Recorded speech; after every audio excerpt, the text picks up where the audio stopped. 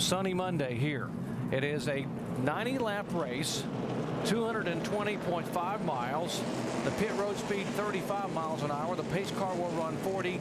In terms of Sunoco fuel, Andy, the pit window, this is critical. Yeah, that's what you can go, what we predict the green flag pit range is, or fuel range is. But we'll see cars coming in on that first pit stop a lot sooner than that because, like I said, they're going to be working backwards. Don't be surprised to see cars on pit road at lap 20 or maybe even before.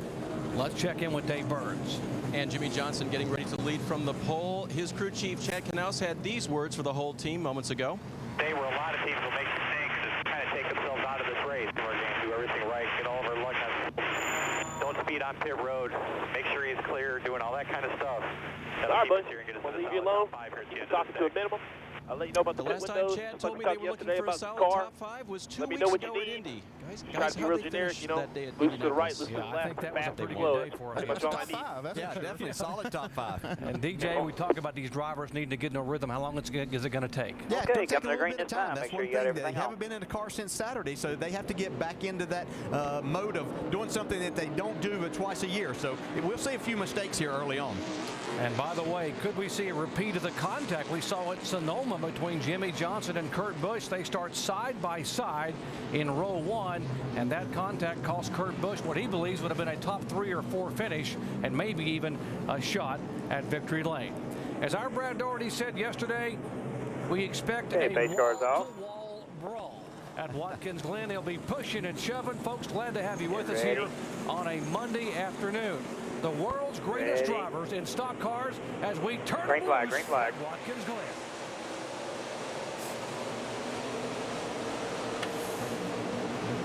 Go to the outside. Didn't take him long to get 3 wide back there, did it? Outside. Kurt Busch get 2 outside. Still outside. Outside. He's able to clear Jimmie Johnson up as they start up the S's. Man, that was a power move right there. They took a lesson from his brother. Outside. He made that move in the nationwide race. Kyle did, and made a pass, and looks like they learned something from that. That might let some guys look as we have double file restarts later on as to which side they're going to choose. Ambrose looking to the inside of Hamlin, will fall back in line. Still outside. Looking out the front of Marcos Ambrose's car. Ambrose very good up here in turn 9.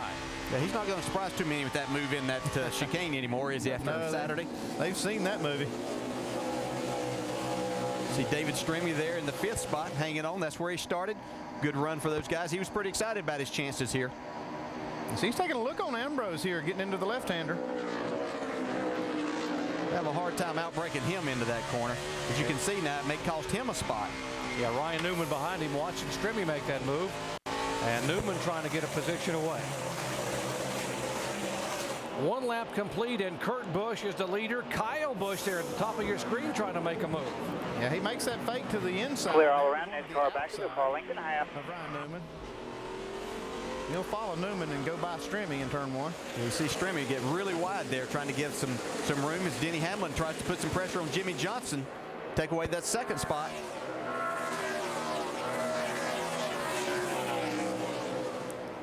Johnson able to hold him off through the S's. Now here is the backstretch where he used it. I guess drafting does come into play a little bit here. Yeah, you can definitely use the draft. You're up about 180 miles an hour before you start getting on the brakes and start downshifting, so you can definitely use that to your advantage.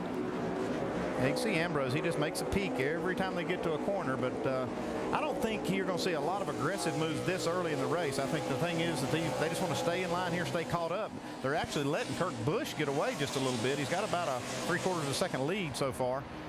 Kurt Hamlin looking inside of Johnson. Looks like he's got an opportunity to make the pass here. He's going to be in the wrong spot as they get to turn 11, though. If he carries some momentum, could get 3 wide here down the front straightaway if we're not careful.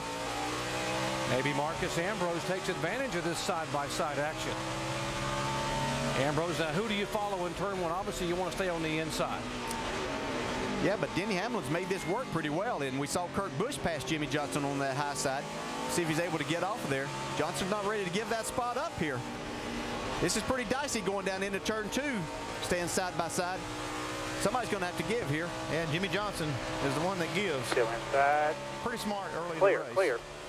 Denny Hamlin won at Pocono a week ago, last Monday to be exact, by being aggressive. And now he's aggressive in the early laps of Watkins Glen. Here is, speaking of aggressive, here's Marcos Ambrose, and he falls back in behind Jimmy Johnson. Yeah, you see Jimmy Johnson making that defensive move to the right. He did that early on before Marcos could actually get inside, and that'll protect that move from making it work, getting into that corner. Yeah, and what Jimmy was protecting from, he was able to, he relinquished and gave that spot up to Denny Hamlin, but he didn't want to give more than that because he had to get out of the throttle up through this, as that gave Ambrose an opportunity to get a real run on him. So that's what you'll see these guys make that blocking effort.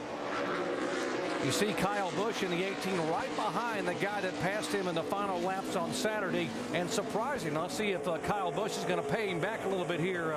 Let's follow along and see if, because Kyle Busch wasn't real happy about that surprise move that Ambrose pulled off on Saturday. But I think he understood it, and I'm sure after he's thought about it a couple of days, hey, I might want to try that myself, and he understood a little more of it. Looks like he has a really fast race car here today. That's a good thing for him as he's trying to work his way back in to that top 12 in the points. See Jimmy Johnson struggling just a little bit. What are they saying, Dave?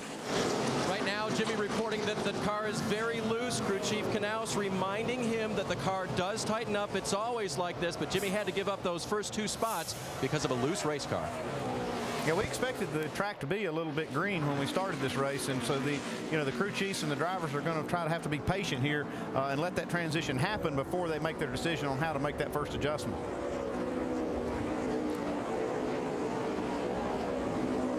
Thus far, everyone trying to find their rhythm, and they have found it. We have not had an incident, and the inner loop was a big concern. And now it is Kurt Busch pulling away. Denny Hamlin in second spot, Johnson, and Marcos Ambrose is running fourth. Vince. And as you mentioned, Marcos Ambrose trying to hold off Kyle Busch, who is challenging from behind, and the spotter telling Marcos Ambrose, use the whole track. Don't be defensive this early in the race course, or in the race. Run your race on the race course. So Kyle Busch is pressuring, but Marcos Ambrose being urged to just run his race. Juan Pablo Montoya, there's the 42 car. We've been trying to work on the inside of Ryan Newman to get the spot, and he will get it. That is 6th position. Newman back to 7th spot. We are 5 laps in of 90, which will comprise the NASCAR Sprint Cup race at Watkins Glen.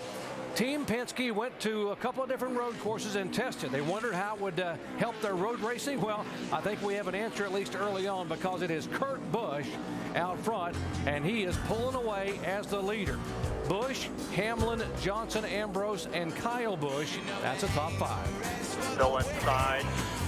Side. What your engine feels, you feel. And when it's running clean, you feel it. Which is why we developed full synthetic Pennzoil Platinum with active cleansing agents that clean out up to 46% of sludge in your first oil change and continue to clean in your next change. Pennzoil Platinum Motor Oil, our ultimate clean for your ultimate feeling. Not just oil, Pennzoil. Brilliant little microbes that turn everyday crops into renewably sourced fabrics and plastics. Things that build safer cities the world over, and Mars-going crafts called rovers. Super small motors and gears, greener buildings, safer safety gear, lighter weight cars, and fuel-saving jets. For you and me and a healthier planet. All this and more from DuPont. I'm from Connecticut. Savannah, Tennessee. Alaska, the last frontier. I drove 1,000 miles just to meet Jeff Gordon. 480-something miles. Drove about 2 days. I got a speeding ticket getting here. 8. That's how many credit cards the average person has in their wallet. 8 different cards. Bank cards, gas cards, charge cards, store cards. It's so easy to get into trouble with debt. That's why over 5 million people have called Consolidated Credit. They'll get the credit card companies to reduce or eliminate your interest. They'll consolidate your bills into one easy payment. And they'll cut your monthly payment by up to 50%. All that so that you can pay off your debt fast. 8 credit cards may have gotten you into trouble. One call to Consolidated Credit can get you out. They're the freedom people. Call 1-800-752-8620. That's 1-800-752-8620. Consolidated Credit. When credit card debt is the problem, they're the solution. Welcome to the Now Network. Currently, thousands of people are enjoying the new Palm Pre from Sprint. Its revolutionary web OS allows multiple applications to run at the same time. Millions are using the Simply Everything plan. Each is saving $1,200 over an AT&T iPhone plan. Together, that's billions of dollars. Enough to open a Dunkin' Donuts in space. From America's most dependable 3G network, bringing you the first and only wireless 4G network. Get the Palm Pre, only from Sprint, only on the Now Network. Back at Watkins Glen, Kurt Busch's interval now 2.55 seconds between him and Denny Hamlin. The second place car, Jimmy Johnson back in third, Ambrose fourth, and Kyle Busch is fifth. There's a side-by-side move, and what a surprise. Boris said, the road racing expert, making a move and getting by Ryan Newman. Yeah, Ryan had run up about the fifth spot there early, but he's starting to lose some spots, so sure he'll be some adjustments made on his car. Here we're right along with Boris said. Watch his speed. He's up through this. As you can see, you want to get wide open and stay there. He's going to shift gears there. Have a crash down in turn one. Bobby Labonte. Go on, man. Get it going. Good hole behind the 34 right here. Right here. Go, go, go. No caution as of yet. We will stay green as Bobby slid off and now gets it back in line. Right behind David Reagan. Yeah, turn one's a difficult spot during the race, no matter if it's a restart, after you run a few laps, and it actually becomes even increasingly more difficult as you start to lose your fuel load. Watch here, see, I don't think Bobby really knew that Jeff Burton was there. It's really hard for the spotters to see a lot of these places, too. You have to position them around the racetrack. Yeah, Jeff Burton got a little damage to his left front fender, left front fender on that little contact. And here's a turn that's always an issue down at the turn one. Look at Ambrose looking, he will think better of it. Not only is it difficult to negotiate, but it's downhill. He's going to show Jimmy Johnson that move a few times, and if he gets close enough, Jimmy will let him have that. He's not going to risk too much here early in the race. Water 215, all 250.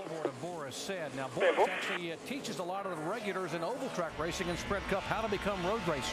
Yeah, you can see he's kind of feathering the throttle here. He's going to change gears here just a second. Right there's one. He's up into high gear now. Down, he's not going to lift until he gets up here. You can see him tapping the brake, getting him ready. Now heel and toe right here. Toe on the brake, over to matching up the RPMs as he goes through the bus stop. It's just great footwork. He uses his right foot for the gas, for the brake. Then he'll bring his left foot in here sometimes on the brake. You see as he goes around turn 9, it's a place that you want to get wide open as soon as you can. Changing gears pretty late there coming out. They may change one more time, so you can see him getting his brakes ready to get into turn 10. Downshift. Just great footwork by an extremely talented road racer. How hard is that to learn from someone who's been an oval track racer and's never heeled and towed in the past? Well, a lot of these guys don't have to do it now. That's the way that I learned to do it, and it's very difficult in these stock cars because you really don't have a lot of room. You're not stretched out. In talking to Boris and Ron Fellows and these guys, they have a lot more room. We see Montoya making a pass around Kyle Busch to take over that 5th spot. But these guys, little tight in the middle most of the way, loose off. And right foot on the gas because you don't have to do that with the transmissions, Andy. Well, one thing I saw in that shot with Boris said was he downshifting 2 gears there because he was going up 2 and you only saw really one downshift. I just wonder if he was from 4th to 2nd. That's exactly right, yeah. And that might be, that's about the only way you can make that shift is doing that heel and toe type clutch move there. It makes it more difficult. Yeah, that's the only way that you can do that. So we see Kyle Busch is falling back to the 6th spot. What are they saying in Kyle Busch's pits, Dave? Why don't we hear it straight from Kyle himself? Here's his radio. Back through the carousel, tight with the front. Turn 2, landing. That tight with the front is something they worked on in final practice. I talked to Steve Addington about it. He said he still wanted better turning from that front end. It wasn't terrible. We made small changes to try to correct it, but that's still part of the problem. Yeah, we saw Kyle in the pre-race show yesterday talk about that was the one thing that he had been fighting with his cars. We see Marcos Ambrose here once again taking a look to the inside of Jimmy Johnson, but hopefully that's something they can adjust on a little bit more as the track rubbers up some here today. You know, with Ambrose making that move and showing that front end on the inside, after what he did on Saturday. 10-4 in the chassis, working lap 10. Everybody's got to think when he shows that nose, he might be able to pull that same move. So you got to be watching for it. Yeah, and you're really just trying to get out of that guy's mirror sometimes and make him think that, and maybe he'll lift, but he has to realize he's dealing with a 3-time champion right there, that Jimmy's pretty aware of where the guy is when you take off. But you can surprise him sometimes, just as Marcos did on Saturday. Car still single file up the back straightaway, 1,800 feet coming out of the S's until you get to the inner loop. And the biggest mover early in the race, and maybe a bit of a surprise thus far, the 88 car, Dale Earnhardt Jr., has moved up 8 positions all the way to 24th spot. And Jr. is starting to get a little racy here, Shannon. Well, this is after a dismal weekend. In final practice this weekend, Dale Earnhardt Jr. told his crew chief, Lance McGrew, that he had no confidence in the car at all. Lance McGrew told me that the car was really tight. So what they did was they just took the best that they could get in practice. They put a spin on for Jr., and that's the way they started the race. Jr. just radioed in and said that the car is loose. They've asked him to make some changes inside that car to try to fix it. A little bit of front brake for Jr. inside that 88. Dale Earnhardt Jr. is starting to get better and better as the laps tick away. And as you said, after a very tough weekend, now his teammate in Hendrick Motorsports just lost a position here up in turn 11. Boy, Ambrose very aggressive on that move coming out of turn 10, which set up a great pass here in 11. Yeah, it looked like Jimmy got a little bit loose right here as he gets up on the rumble strips there. You can see Ambrose able to stay in the throttle. Jimmy, I think at this point in time, just tired of having him right there in the mirror, having to worry about him. Just 11 laps into this race. Hit your marks now. You're going to have a car coming out of the pits down there. So Kurt Busch the leader, Denny Hamlin in second spot. Now it's Marcos Ambrose third, and Ambrose was the fastest car in both practice sessions on Saturday. Everyone knows he may be the guy to beat here even early on. It's the Chevy Open House. And now with the Cash for Clunkers program, a great deal gets even better. Let us recycle your older vehicle, and you could qualify for an additional $3,500 or $4,500 cash back on top of all other offers on a new, more fuel-efficient Chevy. Your Chevy dealer has more eligible models to choose from, more than Ford, Toyota, or Honda. So save gas and money now during the Chevy Open House. Go to Chevy.com for details. What do you say to a spin around the color wheel? To paint with primer already mixed in. Test samples instead of canned commitments. What do you say we dip into our wallets less and grab a hold of the latest tools out there so we can quit all that messing around with extra steps and get busy turning our doing dials up a notch? More saving, more doing. That's the power of the Home Depot. Yeah. May your hands always be busy. May your feet always be swift. And may you have a strong foundation when the winds of change shift. And may your heart always be joyful. And may your song always be sung. Sing it. May you stay forever young. May you stay forever young. Every generation refreshes the world. Cool. Applebee's 2 for $20. Real food at the right price. This is the primo stuff. 1 appetizer and 2 premium entrees, just $20 every day. Genuine food, generous portions, genius price. 2 for $20, only at Applebee's. I want you for myself. I said I want you for myself. I don't need nobody else. And you know how I can tell. With ESPN Fantasy Football, free live scoring can be yours. Real-time updates on all your teams right at your fingertips. All for fans, all for free. Play today at ESPN.com/fantasy.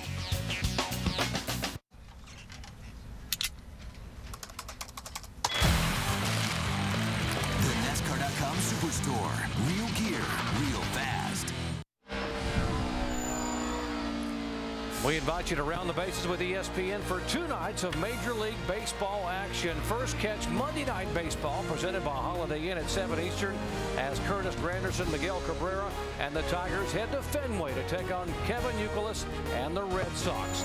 Then on Wednesday Night Baseball presented by Spirit Off Ice, Ryan Howard and the Phillies face Alfonso Soriano and the Cubs at 8 o'clock Eastern Time. ESPN News will be shown in both the Philadelphia and Chicago markets. Riding along with Jeff Gordon, who started back in 31st position. He has made some progress. Jeff now being shown up in 26th spot. I think these guys are still struggling a little bit, even though he's made up 5 spots. I think we thought he might go a little bit faster towards the front, Vince. Well, this team has just, as you said, Dale, been struggling throughout the course of the weekend. And Steve Letarte was visiting with him this morning. He said the real issue with him throughout the course of the weekend, they just haven't found that comfort zone for Jeff through the areas of the course where you really need to be comfortable to put a good lap time down. So they don't feel the pressure, though, even though they're not quite as good as they would like to be for sure. They're secure in their position in the chase. They know this isn't a race that's going to affect them to be in that top 12. So have fun, have a good day, and get out of here the best you can. So I don't really feel like they've got a contender today, but they're going to be aggressive on the strategy to try to get up slow in here.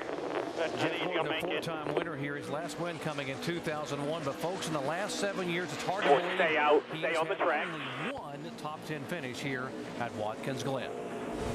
Well, it was a mistake that took him out of the contention to win the race 2 years ago. So he's had Yeah, good just cars. working on it. They got everybody held up there. See if they make a mistake. Before You're the doing day's good. over. Just hard to pass.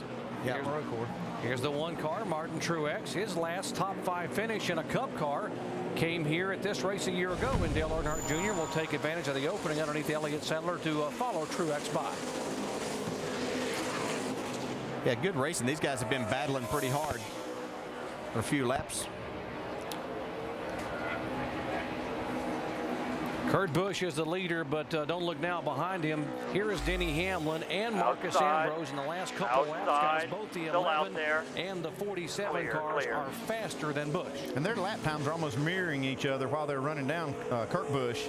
And once they've cleared Jimmy Johnson, you can see now Marcos Ambrose has really pulled away. You can see how fast his car is. And he might not be happy with his car. Is that right, Vince? What's amazing is that Ambrose is so good. When Tight in the middle. I won't pick up the throttle. Loose off. Putting these laps down, but Marcos on the radio says he really feels like the car's too loose. He doesn't feel like he's got the grip that he needs. The front end is too stiff. They came back on the radio to him and said, well, then you're really driving that car because you look really good. That's a nice compliment. 10-4, 10-4. 3 or 4 from a window. 3 or 4. Back in 4th position, Jimmy Johnson. We told you the story. His first ever pole on a road course. He has never won on a road course. And right now trying to hold off the pressure coming from Montoya. Let's listen to the 48 radio. Loose, man. Almost spun out getting into 10. Hey, it's going to tighten up, man. It's going to tighten up. Same thing as this last time we were here. You're going to be fine. You don't want me to tell you what it's doing now? But I'm just trying to keep you informed, too. It's going to get tighter. You're doing great. Yeah, they're kind of at odds a little bit about what the racetrack's doing. Jimmy says, you know, the car's loose, and Chad's saying it's going to tighten up. He says, well, you still want me to tell you what it's doing, right? And he says, yeah, he does. He wants the information, but he just wants to make sure that Jimmy knows, doesn't panic, that the track is going to change a little bit. Yeah, that's what you have to be careful of, and especially with the conditions that we have today being so much different than what we've seen over the weekend, that you don't make too big of an adjustment there because, as he said, this racetrack is probably going to tighten up where their car is. Remember, these two guys were the principals at Indianapolis a couple of weeks ago. Montoya leading 116 laps, had the dominant car for the day, but made a mistake on pit road, and it was Jimmy Johnson that went to victory lane.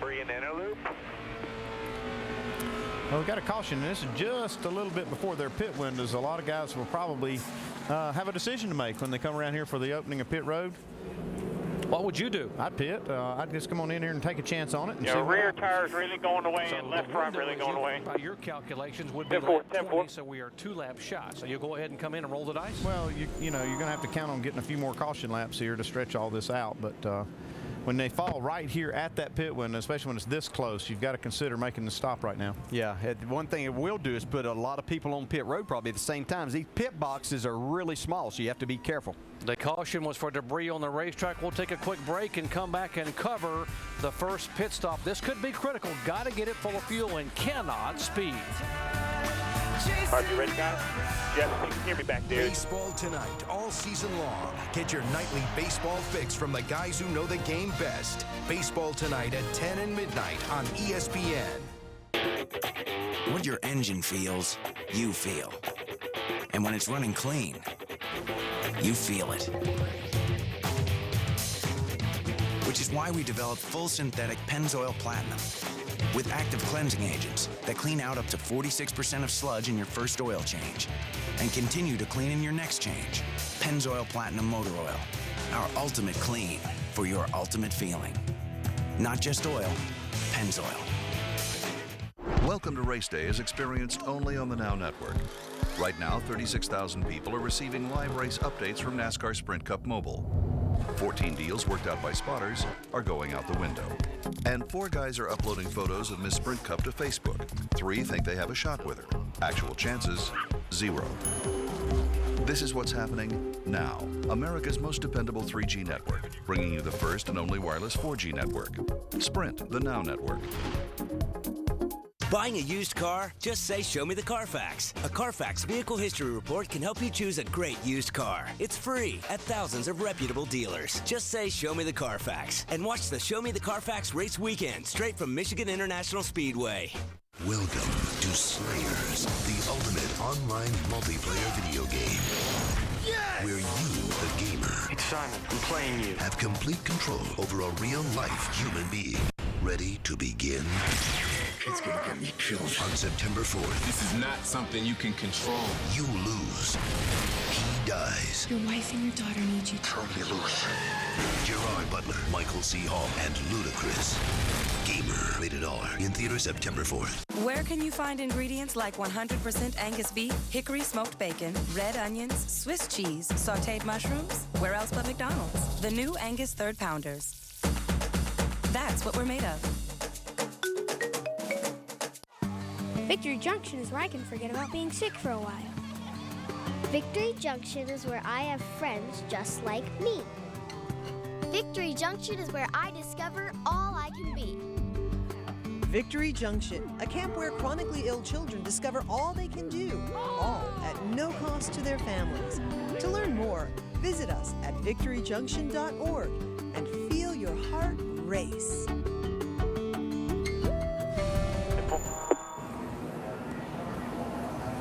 Under caution for the first time today here at Watkins Glen International. This is going to be critical, folks, because they are just outside their first fuel window, but it looks like most of the leaders will come on the pit road as they come around behind the pace car this time, and you got to get it full of fuel. Critical for these guys not only to get it full of fuel, but be able to get all the tires on and not make a mistake, and we're being told that we could have green next time by. Yeah, that's going to be a little tricky for these cars to get on pit road, make the pit stops, and get double file by the time we do get the green. So we'll be looking for the flagman here to see if we get the one to go signal while these cars are pitting. Pappas is about 15 spots in front of us. He should be gone. You should be able to use his stall, no problem. And Kurt Busch will lead the line down pit road. Let's go to Vince. Pit, no matter what they do, Marcos Ambrose did not come on pit road. There had been a debate. Marcos wanted to come because he's not happy with the car, but crew chief Frank Kerr urged him to stay out to get the clean air. That's what he's got. All right, you are 5, 4, 3, 2, 1. He wants a spring rubber in both sides, a wedge adjustment on both sides, 4 tires and Sunoco fuel. He told the team that he needs to do it now. He needs more drive off, so he told his crew chief exactly what he wanted. Shannon? Juan Pablo Montoya says the car's a little bit loose getting to the 42, 42, 42. Do not speed. We're coming to the green. 42, 42. Second place, Denny Hamlin is a little loose and a little tight. Track bar and air pressure adjustment. 42, 4 tires leader. 42. His car was loose. 4 tires. He's going to win the race off pit road, barely getting around Jimmy Johnson. Good job, guys. Good job, man. Great job on pit road. You see Kyle Busch gaining the spots there. Biffle up, an awesome Montoya pit stall back there, too. guys. Everybody putting on 4 tires. Paul Menard up 5 positions on this exchange. Yeah, that's a great job by that 98 team. But we got a penalty coming for Denny Hamlin, too fast exiting. Man, that's going to be a costly penalty right now. Great Also job, guys. the 88 Great job, car, Danny. Dale Jr. too Awesome fast job. on exit. All right, but I got no idea where you're at because you're coming to the one to go. So just get lined up the best you can. Pit road, and you see Get lined up the Denny best you Hamlin trying can. to get by the 2. Listen to me. Just Race on the gas a green little too as the hard green, that but if last you second. see a yellow, I want Okay, you to guys, save. why did the We're going to one 47 stop stay out? from here, 47 and Ambrose we're stayed out. a Casey chunk Kane short, and the so we're going for 43 it. all stayed on And the for racetrack. Okay, 11 your thoughts? has stopped Well, up here. I think it's a big mistake by both Fuel of these cars. I pump think it's going to issue. put He's not Marcos going Ambrose anywhere. We're probably not in going a this time. catch-up position Okay, later in the race. save. It's really Keep going to be saving tough once for you him get lined to up. win If this they wave thing it off, I with want the you to, strategy. all you can get me under I yellow. know that they couldn't, this was outside their window, but Yeah, he you can got count on the caught caution laps all the way from here to the end of the race to try to get there. I would Yeah, gamble the on one this car, the Sometimes it's 88. important to stick with your strategy because that's what you want to do. But when the All right, buddy, opportunity we're some air presents pressure. itself, That's as you it. just That's all I said, got so for you. close, then Keep doing what can you're make a doing. difference. Everybody's heads up. We're getting it from here, Let's man. We talk need to some our yellows, race need some reporter, luck. Marcos Keep saving right here. Hey, Marcus, Dale Jarrett, you have a copy? Is there any way of getting the score? I mean, how are we supposed to know how to Three line up? cars They that can't decided do to that stay to out. us. Was that your decision? I'm with you. I don't know. Where's our official? decision. We're just trying to run our own race here. We've got some changes we want to make to the car. We thought under caution we may lose too many spots. We've got a fuel strategy game we're playing out here, and hopefully it'll work in our favour. Okay, quickly, what are you fighting with your car? 88 hasn't dropped to the back yet, so they may not go. Grip out there. I'm just feel like the car's on top of the racetrack. Haven't got very good forward drive. That's probably my biggest concern right now is forward drive. All right, buddy, good luck. So again, to set up what happened, we had 3 cars stay on the racetrack. Marcos Ambrose, Casey Kane, and Reed Sorensen. Those 3 stayed on the track. We also had 3 drivers that are going to be penalized for too fast on exit. They will have a pass-through penalty. Okay, That is coming the to green this 11 time. car, Make sure all Denny your fans are on Hamlin, there. the 88 of Dale Earnhardt Jr., and the 31 of Jeff Burton. All 3 of those cars will have to All come right, buddy, in. race the green. Guys, Save there's been the an yellow. injury down Race here on the pit green. road. Dwayne And Ogle, we're the gonna rear keep tire going. If we changer don't of get the the yellows, 6 car. the The plan team will has told me change. he was Keep racing the hit green by right the now. Get 42 all you can car when you on can pit get it. road. He is favoring his right side right now, and the guys are tending to him. We'll follow this up. So if we can see the contact, there's Montoya leaving. Yeah, it gets tight down there. You see here. He does, oh, man. He does. He gets a piece of that front end on the 42 right here. Yeah, this is extremely tight pit road. And well, you see Montoya had the 16 car on his outside, so he was trying to cut it close, but, oh, man, cut it just a little bit too close. You got to be careful down there. Okay, base Now for the car's first off. time at Watkins Glen, and the new rules, a double file Get ready. restart shootout style. Ready. Lead cars up front, side by side, coming down. It's Ambrose and Casey Kane. As the green flag comes back out, and we'll see who will win that chase to turn 1. these guys have to stay in Go line outside. until they get across the start-finish line once again. Well, look at Jimmy Johnson Go all the way down outside. the bottom of the racetrack. Oh, That's not going to work. careful, guys. Man, Jimmy does a good job right Go there not to make outside. contact. Montoya off the track. And Two then outside. Look how wide of the you. track gets Two over there. outside. They're using a lot of that runoff area. One Those 3 outside. drivers that were speeding on pit road just had to go to the tail end of the longest line here on this road course. So that's where all of those guys had to restart. Yeah, they did not have to come down pit road and get farther behind. Just starting at the back was a penalty. Kurt Busch in behind those 2 guys of the 9 and the 43, Outside. unable to get by. And the 47 just pulling away. He got a big launch right there on the start. And this is what he wanted. This is the reason he stayed out, is to get that clean air, see what his car will do out there. And but I still think he's going to have to play catch-up later in the race. Double file restart can be helpful to some drivers because it pairs them up side by side, and that's been a big help for that 24 car. Well, Jeff's able to make up some spots. They did a good job in the pits. It got him a lot closer to the front with the double file restarts, and a little aggressive driving on his part got him up there in a lot better position than when he went in the pits. Oh, Guys, little stay in front, contact, inside, little chain inside. reaction right here. 55 around. Keep digging hard. No caution. Carpentier's car spun around. Trying to get it started here. He's going to lose Looking a lot of inside. positions. Now he gets it Inside. going. We will stay green at Watkins Glen. Jimmy Johnson Still there. again looking to the inside of Reed Clear hole Sorensen. behind him. Kyle Busch kind of opened up the door for Jimmy there, but he wasn't able to take advantage. I think his car is still a little bit on the loose side, especially on the fresh tires. Yeah, look for Jimmy Johnson to make a move down into the chicane under braking and try to get by Reed Sorensen. Right here he does. He goes, makes that move right here. Still inside. This is a replay of this chain reaction. Yeah, this is all what's happening. You see David Stremme got into the 55 there. Yeah, as all of that was happening, let's look at the back of Jeff Gordon's car here. This is what happens. These guys had to slow up. Paul Menard didn't get slow. Inside. So tight racing in turn 11. And while we were watching, we mentioned Jimmy Johnson did get by the 43 of Reed Sorensen. And there's the 48 car of Johnson. Has moved up into the 5th position and will set his sights on Kyle Busch. Let's listen in on the 42 of Juan Pablo Montoya. Did I hit somebody? Yeah, I'll get it. Sorry. Yes. Is the guy okay? I see. Is the guy okay? They're checking right now. He looks all right. Sorry about that. I see Montoya concerned about the number 6 crew member here. We'll go get him checked out here. He's got some ice on his thigh. Hopefully, his elbow, I see. Man, he's got a bandage on his elbow. Hopefully, he's going to be okay. Marcos Ambrose led the first lap in his Cup Series career last week at Pocono when he was thought he was going to have a top 10 finish. Got shuffled out there into contact with David Rudiman and Denny Hamlin, and now leading again 3 wide, headed toward the inner loop. And folks, that won't work even 2 wide. No, there goes Strimmy through the grass. He's going around in front of these guys. Oh man, Jeff Gordon gets a piece of it. So does Kevin Harvick. Harvick got Carl Edwards right there into the side of Jeff Gordon. Strimmy trying to get it fired, and we will have a full course caution. Right side damage, rear damage on the screen here. Caution out. Yeah, a lot of debris down there. They're going to have to clean it up. Guys, get ready to cut the bumper. Caution's out. Caution's out. I saw it. You did the best you could, buddy. Come by here. I want to look at the right side. Slammed us. You want me to come this time? All right, Jeff, you talk. What a year Caution's it's out. been for Jeff, Richard you talk. Childress Racing and Kevin Harvick outside the top 20 in What are points. those guys doing? No, Yeah, sometimes you wonder that as a driver, just what was going on there. Slow down a little bit. Slow down a little bit. Turn left or right with the front. Okay. See what happens. You see Strimmy gets off into the grass. That's never very good.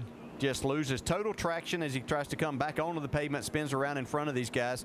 Casey Mears just snuck by. Gordon couldn't quite get by, and then Harvick into the right front of David Strimmy. Now watch Jeff Gordon's viewpoint here. I don't really. The right front was very minimal.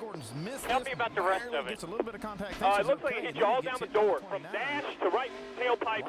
Tires look good. Right rear is a little black wall, but it doesn't look bad. I'm just looking at where we're position-wise and what the risk is worth on our fuel. But he actually gets by right here and is able to come by without any damage to either side of his car. Stay in the middle here. See, Strimmy was trying to make a pass there on Brian Vickers, and he just miscalculated and got into the inner loop a little too fast and shot him through the grass. The 2 most heavily damaged cars, a 12 of Strimmy and the 29 of Harvick. Jeff Gordon got substantial damage there too.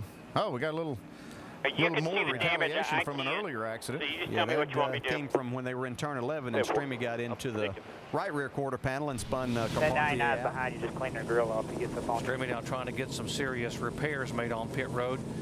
What a good weekend has been for him thus far. The great qualifying effort for this 12 car, best of the year, 5th. And there is the damage on the right front. Yeah, car looks pretty good from here, but we get a shot from that other side. You're going to see a whole lot of damage there on that right front, all the way down the side of the car. There. And all those spots we were talking about. Yeah, when it's open, I want you to pit. If a bunch pit, I want to change right side. If they all pit, I want to change right sides only. If no one pits, I want to change 4. I want you on pit road when it's open. The right rear is all blackwalled, buddy. It's not worth the flag. We're only going to give up a few spots. We're better in our window. We got to come. I think the car will be okay. It's just all those spots he's going to have to give up. Okay, and how about the 47 strategy now? What are they thinking? They actually stayed out there longer than I thought they were going to. Yeah, they can go farther still. They can still go a few more laps, and I don't know if they'll pit under this caution. If they do, it's just going to be devastating. They're going to go back to be sure to clean that grill really good, too, because there's a bunch of dirt. That's the problem with this strategy. I mean, if Ambrose pits now, he's boys, going I'm to going to let give you know up if it's a 4 or ton right. of spots. 4 or right. I'm thinking right. A lot of these guys will be are ready in to the do window. right zone. Frankie Kerr, what do? Do you go ahead and bring him in, or do you let him stay out there a little bit longer? At this point, I think I'll leave him out there because a green flag pit stop might even lose him less spots. What are they thinking? All I want you to do is pull the tires up, pull the fenders off. Don't worry about the split the door, none of that. Just pull the fenders off the tires and go. Fuel window. He asked Marcos what he wanted to do, and Marcos said, well, we better stick with the game plan. Listen to me, guys. Listen to what we're going to do. In the first set of pit All stops, right, let's Marcos see here. was Who's really coming? more in favor of coming to pit lane, and Frank was telling him, no, we need to stay out. Pit, so it's been interesting, the debate back and forth between the two. But they're really a lot better in clean air, so they're sticking with the game plan. and staying out front, not in the fuel window just yet for Ambrose. Well, Vince, we're going to get to see how the strategy works out between these two cars. We see the 9 Casey Kane on pit road and also Sorensen. We'll see where they line up. Clean the fenders, right, and clear the fenders. That's it. Right here. Ambrose winds up after he makes his stop. So it'll be a good way to gauge how the strategy works. But it's going to put these cars way back, Shannon. Strategy already playing out on pit road. Casey Kane in the 9. He's loose in there. Going to make a wedge adjustment. 4 times. All right, let's go. Set it down. That'll work. Get out the way. Go, go, go, go, go, go, go. Sonoma, and they hope to do it again today. Okay, 4200 first gear. Yeah, 42 car, Juan Pablo Montoya, he pitted also. I can't hardly believe they did that after they made their other stop, but making a second pit stop. And let's watch Mark Hollywood Armstrong, the rear tire changer for Robbie Gordon, go to work. Got the hood up here, got some kind of problem. See Hollywood working on the hood pin here. Don't know what kind of problem they have under there. Robbie Gordon, the winner here in 2003, and has had top 5 finishes here in 3 of the last 5 years, but having trouble here on lap 24 on pit road as they are under the hood here of his Toyota. Okay, working on that screen area, the grill area. They have some rags out there. May have an oil line leak. What's wrong down there, Dave? Hey, I'm in the 39 pit right now, Andy, with Ryan Newman, who qualified 6th, a very fast race car, but almost immediately alternator problems. They're going to change the batteries during this pit stop. So troubles starting to mount for some of the regulars here and some of the favorites. Ryan Newman in the pits. Remember, he's one of the guys in the top 10 in points. With phone company DSL, you have the internet. But with Roadrunner High-Speed Online, you have seriously fast internet. The kind of speed that unlocks the potential of the web. I get to have a true connection with people and cultures all over the globe. Sharing with them ideas and experiences none of us will ever forget. Blackjack! Blackjack, baby! Faster internet, phone company DSL doesn't have it. Time Warner Cable does. Time Warner Cable, the power of you. Brilliant little microbes that turn everyday crops into renewably sourced fabrics and plastics. Things that build safer cities the world over, and Mars-going crafts called rovers. Super small motors and gears, greener buildings, safer safety gear, lighter weight cars, and fuel-saving jets. For you and me and a healthier planet. All this and more from DuPont. I'm from Connecticut, Savannah, Tennessee, Alaska, the last frontier. I drove 1,000 miles just to meet Jeff Gordon. 480-some miles. Drove about 2 days. I got a speeding ticket getting here. A day in the life of Aaron's spokesman, Michael Waltrip. Good morning, Mr. Waltrip. Morning. Could you move my 2 to 2:30 and hold all calls from DW? Sure thing. What is sports saying about me? Morning, Dave. Morning. What's happening at shopaarons.com? Aaron's has name brand furniture, electronics, appliances, and computers at the guaranteed low price. Flexible payment plans and no credit checks. Nobody beats Aaron's. Autographs should have style like this. Oh, good, Lucky. Whoa, Dave. Hey, Mom, I need some minutes. I just gave you some at the restaurant. Yeah, no, I threw them out. They were old. Old? So... They're rollover minutes. They are as good as new. You know, not everyone gets to keep their unused minutes. And these days, we can't afford to be wasteful. Saving minutes. Saves money, yeah.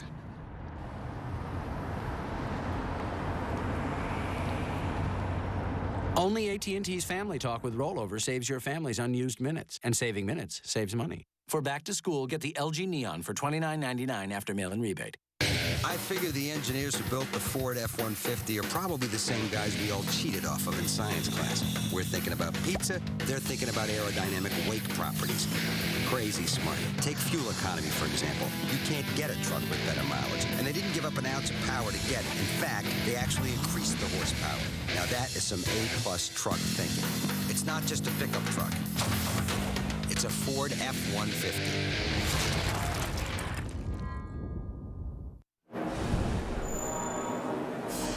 Still under caution for the second time today here at Watkins Glen. Here are the current standings for the AT&T fastest pit crew of the year. Points are accumulated by the team who wins the race by fan voting and by an ESPN pick. And you see it's Jeff Gordon, Earnhardt Jr., Tony Stewart, and Jimmy Johnson. Those are the top 4. You can make your pick for the AT&T fastest pit crew of the year by texting the car number for the pit crew you think is fastest and most valuable in each race to 2258. Standard messaging rates do apply.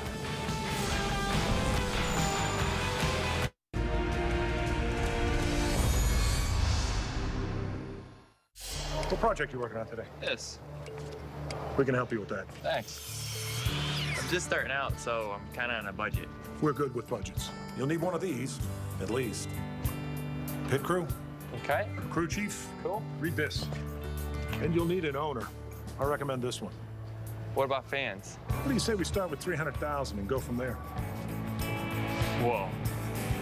Helping people do more than they ever thought possible. That's the power of the Home Depot.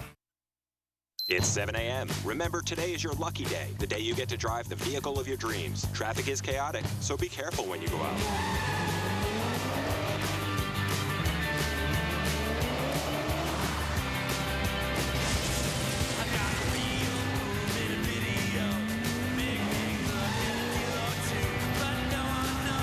From the Degree Men Absolute Protection line comes new Degree Men V12 Special Edition. Protection for the ride of your life. Anybody want a beer? Yeah. Are you insured? Do you know when your beer is perfectly cold? Or do you risk drinking a warm one? If you have the Coors Light cold activated bottle, you're covered. Because every bottle turns blue when your beer is as cold as the Rockies. It's cold insurance. Only from Coors Light. Cold beer. That's our policy. Frost brewed Coors Light, the world's most refreshing beer. The new McDonald's Bacon and Cheese Angus 3rd Pounder. Before taking it on, one must study it first. Rushing in unprepared may prove overwhelming with all that juicy 100% Angus beef. There, you've found a point of entry. The bacon beckons like a springboard to paradise. One small bite for man, etc., etc. Angus Axiom number 11. Bring on the bacon. The astonishing new Angus 3rd Pounders. All Angus, all McDonald's.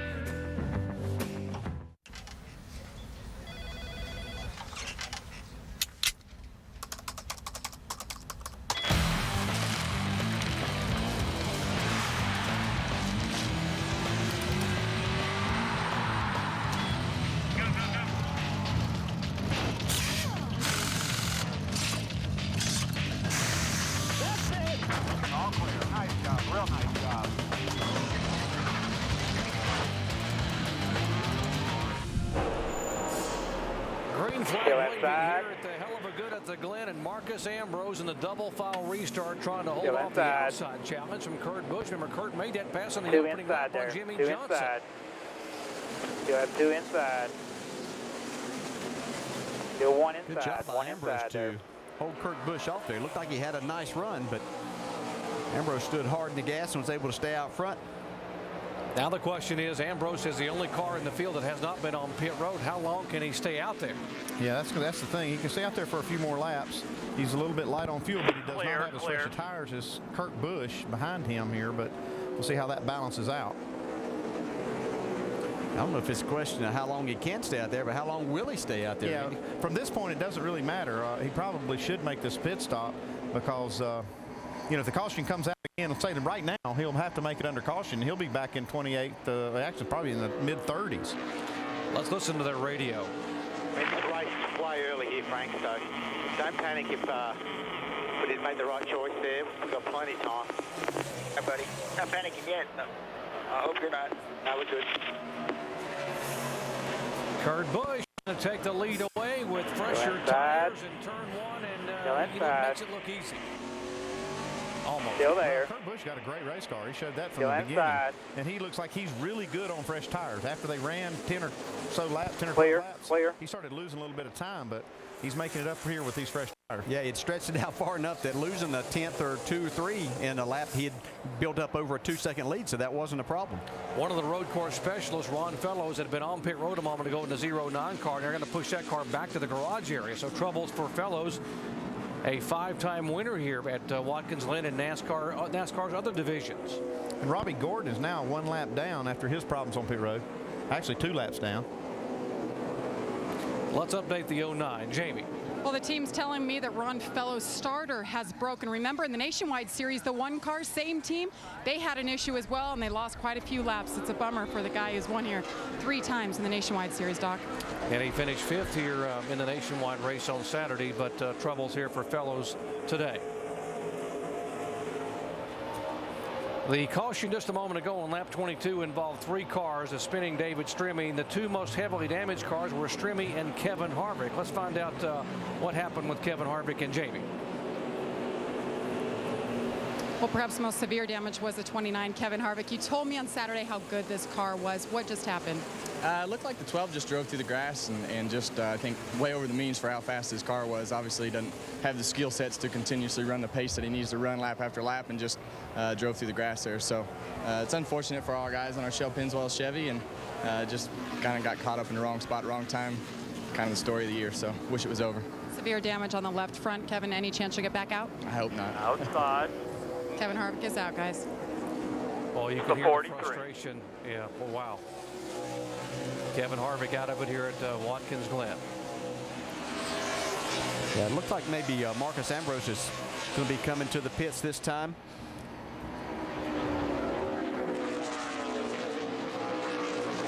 Behind me. Watch and see the 2 car who's our leader. That is Kurt Busch up front. Nice and smooth right here. Nice and smooth. The 9 car. Here comes a 2 car. Kurt Busch down pit road. Yeah, I don't quite understand this move. I think they actually pitted way early for a reason. They thought everybody would come to pit road, and now they're in their window. Be the only thing. Keep doing it, guys in front of you are pit for gas. We're good. We're good. One more stop. Let's do it, bud. 47 still on the racetrack. The only guy that hasn't been to pit road. Let's go down to Dave. Hey guys, they were not going to take a chance on this being a 2-stop race only for them. They could not have made it, and so they're going to take on fuel now. They'll have to make 1 more stop after this. No tires changed on this, just full of Sunoco fuel for Kurt Busch. Almost stalls it, gets it fired, and tiptoes off of pit road at 35. So we'll see how that plays out for him. Marcos Ambrose, meanwhile, re-inherits the lead. And again, if you just joined our coverage, Marcos Ambrose has not pitted. We are at lap 29. He'll be finishing lap 30 this time by, and he has yet to come on pit road, although we are hearing that may happen this time by. Well, if you absolutely don't have the range to do it, you can't do it. So these guys are just having to pit when they can and when they know they can make it. But, you know, the cars that can make it are going to have a huge advantage over these guys that are pitting now. And here comes Ambrose.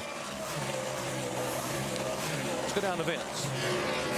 Marcos Ambrose making his first stop of the day. Remember, 35 miles per hour on pit road. They're going to take 4 tires and fuel only. The only thing Marcos has really complained about is that he just doesn't feel like he's had as much grip that he would like. So they make a small air pressure adjustment, hoping that the fresh rubber and the air pressure adjustment will help. The strategy has been the big question mark for the 47 of Ambrose. Now right here, got to be very careful, Dale. Yeah, and this pit road goes downhill, so you really have to be careful and resist that temptation to get a little bit extra, or even just the downhill taking your car. You have to be on top of it right here. It's agonizing. It's slow to watch him go down pit road. One thing he'll have, though, is he'll have some clear racetrack, and he can make good laps. And if the caution comes out, then he can catch back up. Yeah, that's the good thing about this strategy. You have nobody to contend with, so you can run some fast laps, and then as this whole thing cycles around, you've made faster laps than these guys that are back in there battling other cars. With Kurt Busch and Marcos Ambrose now pitting, it is Jimmy Johnson now the leader again. Kyle Busch second, and guess who, guys? Superman at Watkins Glen, Tony Stewart. Here he comes. Is in 3rd position. Yeah, no surprise here. You know, Tony didn't have the fastest car in practice, but he didn't need one in practice. He can use it right now. I heard he was very comfortable with his race car, very happy with what he had, and felt like that at the end of practice time that he was ready to get himself there and battle for a win. Greg Biffle is 4th. Good run for Biffle, but look back in 5th spot here. Boris Said having a great day here. He qualified in 9th position, very solid, and just slowly moving up. This team, they put a lot of effort into this, and Boris looks, obviously he's very excited about coming here, but team's showing a really good run here so far up in that 5th spot. We talked about possibility of one of the road course experts possibly pulling off the upset. Look at the 13 car. Mad Max Pappas driving for Germain Racing. Look where he started, and he's currently in the top 10, moving in 8th spot, trying to take 7th away. He's had a solid car really all weekend long here, and now he's having a great race. Looking to the inside of McMurray, thinks better of it. But look right behind him, you got Clint Boyer. He's running a good race also in the top 10. And our biggest mover, and I think this is a great story, Matt Kenseth, who started at the back of the pack, and has never had a top 5 finish on a road course in his career. Dave. Well, Doc, you can put yourself in position by strategy, or you can do it by passing race cars. Now, Matt did not pass all those race cars on the track to do it, but his guys on pit road on that only pit stop got him 7 positions. And during the David Stremme spin for our first caution, he went through the mess before the caution came out and picked up another 6. So he's passed cars on the racetrack in several different ways, and that's how you put yourself back at least into contention. Well, that's exactly what these guys needed to do their job. They do a great job on pit road week in and week out. And then Matt doing a solid job here on the racetrack. As these other guys pitted that last time, he was able to stay out there, got himself up in 11th spot right now. Okay, here you see Marcos Ambrose just after making his first pit stop. Now you're going to see a lot of the leaders are going to make their last pit stop here in the next 3 to 5, 6 laps. They're going to make their last pit stop, and Ambrose is still going to have to do the same thing. I really believe he has put himself in a big hole right here that he's going to have a hard time digging out of. What has to happen for him to maybe to climb back in this thing? Well, what's going to have to happen is a lot of cars that made that stop at lap 19 are going to have to make more than one more stop. That's what's going to, is what will help him. If you have enough caution laps, though, from here to the end of the race, they will not have to make but one stop. Now, what about this guy here, Kurt Busch? Now, he made that stop a lap before Ambrose. You see how far Ambrose is behind him. Yeah, Kurt Busch made his stop just a little sooner than Ambrose, and also he did not take tires. He just got fuel. That's right. That's the key. I think that he had to take that time to put tires on, so gave him a little bit of an advantage there. But Marcos Ambrose running 35th, but he's running good lap times, a 73.15 the last lap, which is virtually the same thing as Jimmie Johnson leading the race. 34 laps in the books, and right now the top 3 cars, well, how about a 4-time winner here at Watkins Glen? That would be Tony Stewart back in 3rd position, and Smoke has been so good at this place. Running 2nd, last year's winner, Kyle Busch, and the guy's our leader, never won on a road course, the champ, Jimmie Johnson.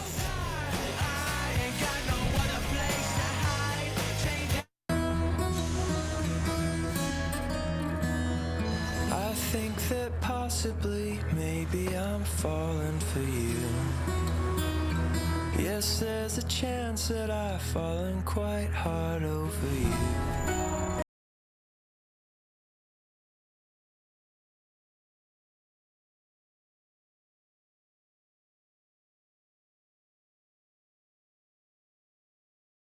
Coverage worldwide. Yeah, I'm on the car. I'm riding with Dale Jr. I'm definitely in a car. I'm riding with Dale at the AMP Energy 500. And you should ride with me too. 70,000 fans will get their names on Dale Jr.'s car. Go to ampenergy.com now to sign up. I'm on the car. Applebee's 2 for $20. Real food at the right price. This is the primo stuff. 1 appetizer and 2 premium entrees, just $20 every day. Genuine food, generous portions, genius price. 2 for $20, only at Applebee's.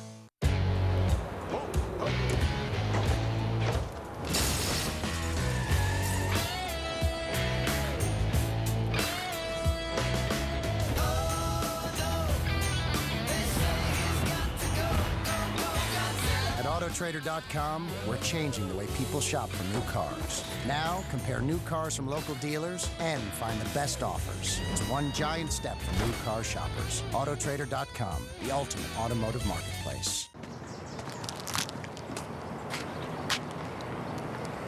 Patrick? What's up, Ryan? Oops. Get dunked on by Patrick Chewing.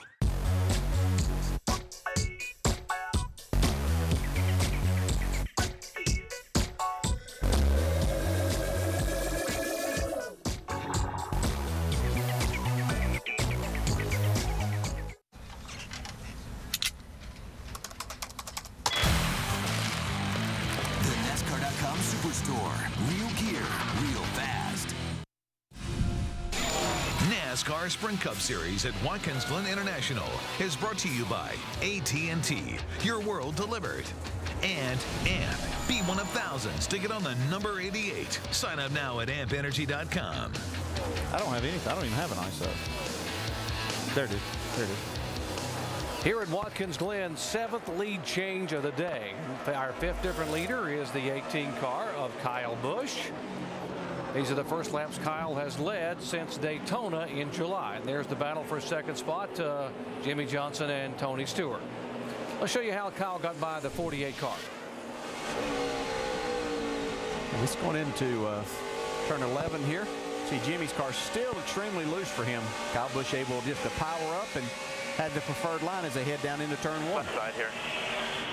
Still left side. Corner, still up here. And watch the 20 car, the rookie Joey Logano, right in front of Rudeman. Yeah, that's just trying to make that pass, but carrying more speed than your car can handle. Lucky to have all that runoff area there so he didn't hit anything. He got it fired and got headed back around, and then we have stayed green. I want to correct one thing I said a while ago, that the leaders will make their pit stop. They're not going to make that pit stop for about 18 more laps. I thought I was looking at the wrong number on the monitor. Thought it was coming up sooner than it was. Here's the pressure, Tony Stewart. Put too much pressure on you, just go ahead and let him go.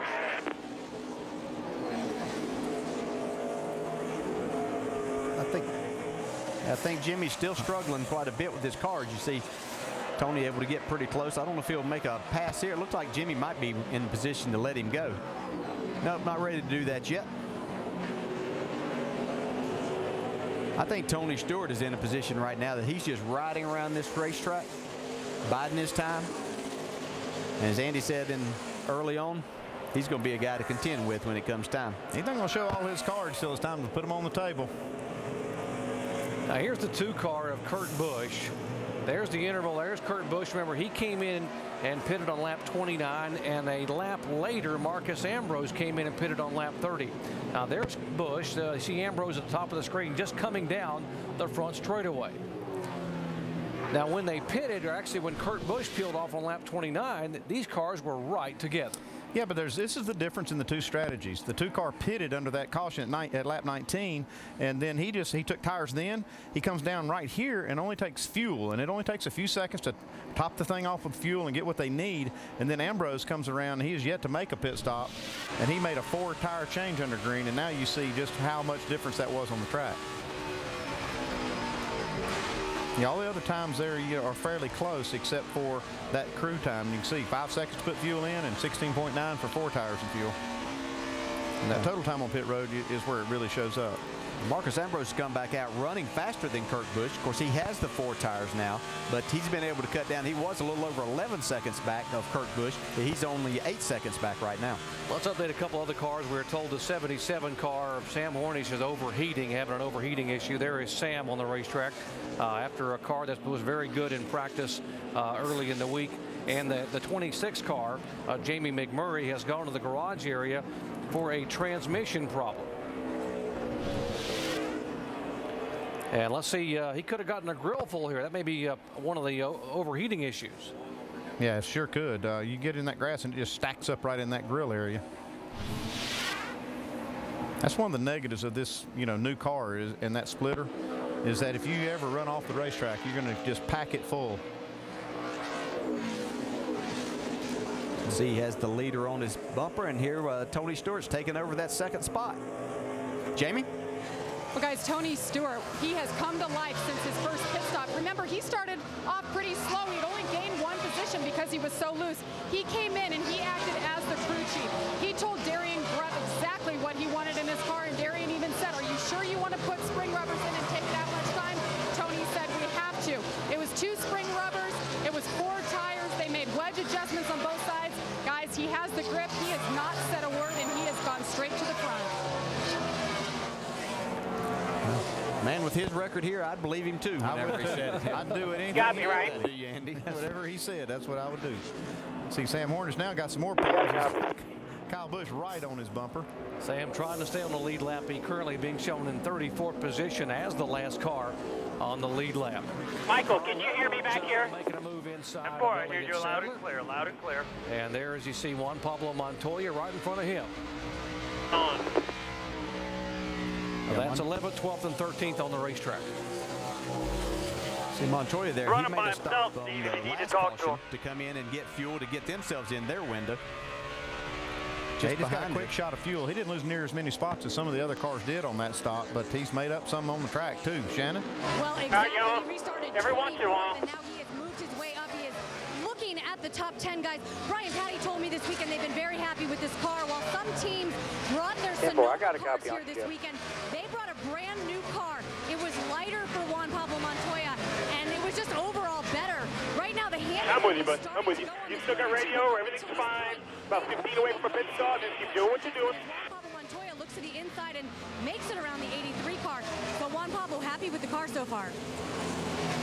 Well, it looks like he's handling pretty good right now. He's able to make these moves on at least these cars in this part of the running order.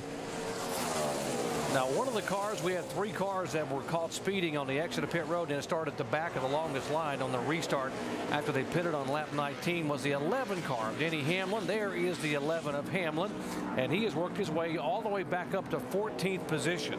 Yeah, and Jeff Burton's right behind him in the 15th spot, but a nice run for them.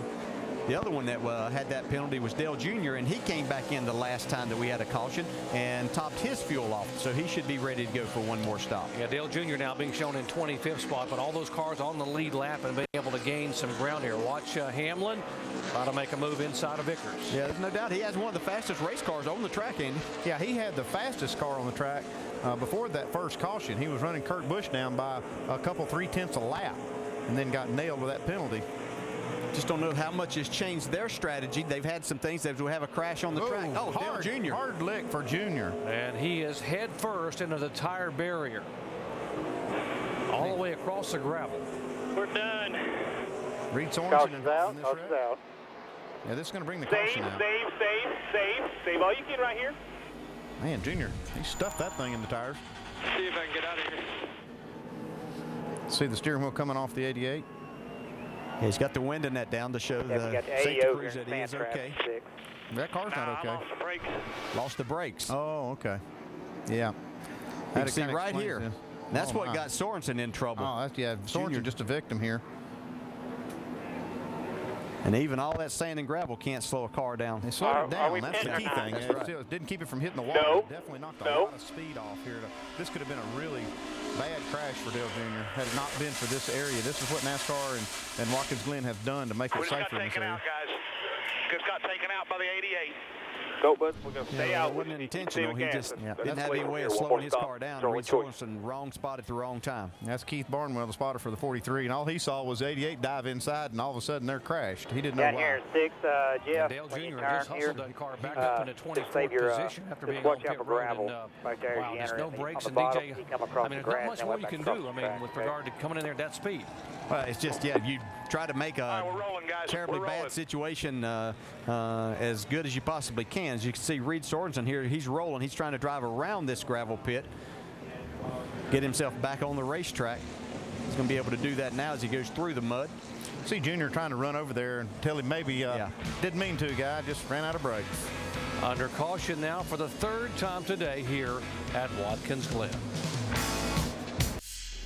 NASCAR Hotpass is brought to you by Polaris, the hardest working, smoothest riding off-road vehicles. See them at your local dealer or visit PolarisIndustries.com.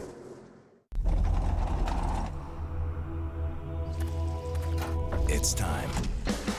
From the #1 maker of ATVs and side-by-sides comes the 70-horsepower Sportsman 850 XP, the new Ranger 800 XP with 15% more power, and the all-new workhorse, the mid-size Ranger 400. All now backed by Polaris Payment Protection, the only plan that makes your payments at no extra cost to you. Polaris, hardest working, smoothest riding.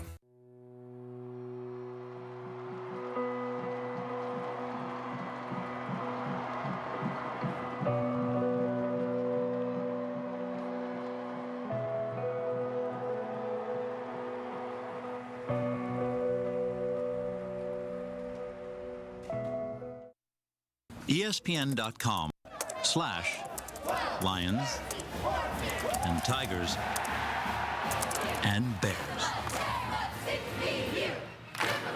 ESPN.com. Follow your sports. Wait, whoa, guys, wrong turn. This is BK. Whopper Jr.'s just a buck. Flame broil, fresh off the grill. But I've got these tiny hands. And that big burger's gonna make them look even tinier. What if we all just turn our backs while you eat? Let's do this. Whopper Jr., only a buck. Big flame fresh taste, only at Burger King. Okay, so the Ford F-150 is the only truck with those new steps on the tailgate and the side of the box, making it easier to get to the cargo. And you're thinking, nah, I don't need those. Oh yeah? Let's do the math. How many times are you going to be in and out of the cargo box? Once? Twice? No. I'm thinking 50, maybe 60,000 times, especially since it's got the most payload. You see what I'm getting at? Hey, unless all you're carrying is yarn, it seems like a no-brainer to me, okay? It's not just a pickup truck. It's a Ford F-150. Oh, hey, Adam. Hey.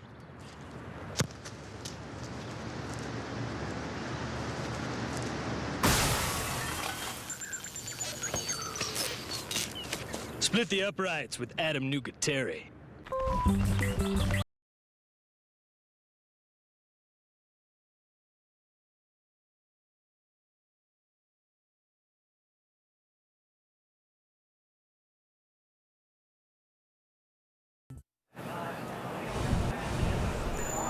NASCAR Sprint Cup racing here at historic Watkins Glen International on a sunny Monday afternoon. Stay out. Stay out. Stay Under out. caution for the third time a day. Heavy contact, a couple of cars. We learned this last year. Even though we're not as high as we want to be, that's two more we don't have to pass right there. Ain't nobody passes nobody. Marcos Ambrose decides to stay on the racetrack and play the fuel game. Was it a smart move? It remains to be seen. Race for the chase. Been a tough year for Richard Childress Racing and David Strim. He spins in the inner loop. A couple of cars almost got by, but Kevin Harvick, one of the hard luck drivers of the year involved, his day is over. Kyle Busch. Okay, he got the 12. He's only coming around here in just a minute. He's about 5 back. In July, and Kyle became the 5th different leader with the 7th Talking lead up the driver's side, of the afternoon. And the most recent caution, no brakes for the 88 car, nudges the 43, and Dale Jr. goes head on into the tire barrier. Fortunately, he's gotten out and is okay. Now, while we're under caution a moment ago, the 47 car here, Marcos Ambrose deciding now to come on the pit road. Didn't have anything to lose. He was already at the back of the lead lap cars, so he came down and got some tires. You know, I guess the thought is here he'll get some fresher rubber. He's going to have to pass a lot of cars, I can tell you that. But there were other cars that came down pit road that he could have passed and not had to pass them once we go back. So, I don't know, strange strategy going on there. Well, the thinking was is there weren't many cars behind him on the lead lap, and they thought tires would help him make some of these passes. Let's find out exactly what they're thinking down there in Marcos Ambrose pits as we talk to Marcos. Hey Marcos, Dale Jarrett, the ESPN. You happy? Yeah, got you, Dale. Well, how's your day going so far?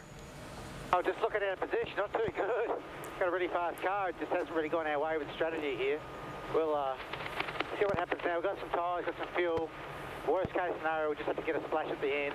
Around the guys hit the pit. So you think pretty much these are the 4 tires you're going to finish the race on? Yeah, 10-4. It looks like you might be one of the few cars and drivers that are able to make some passes out there. Yeah, I'm not sure why it's so difficult today, but it really is difficult to make a pass. Right now you're outside, so you should be outside whenever it comes to one to go. And my forward drive has been all day anyway, so it's an issue, but I think I can make a few passes here, especially at the back, and see what we can do.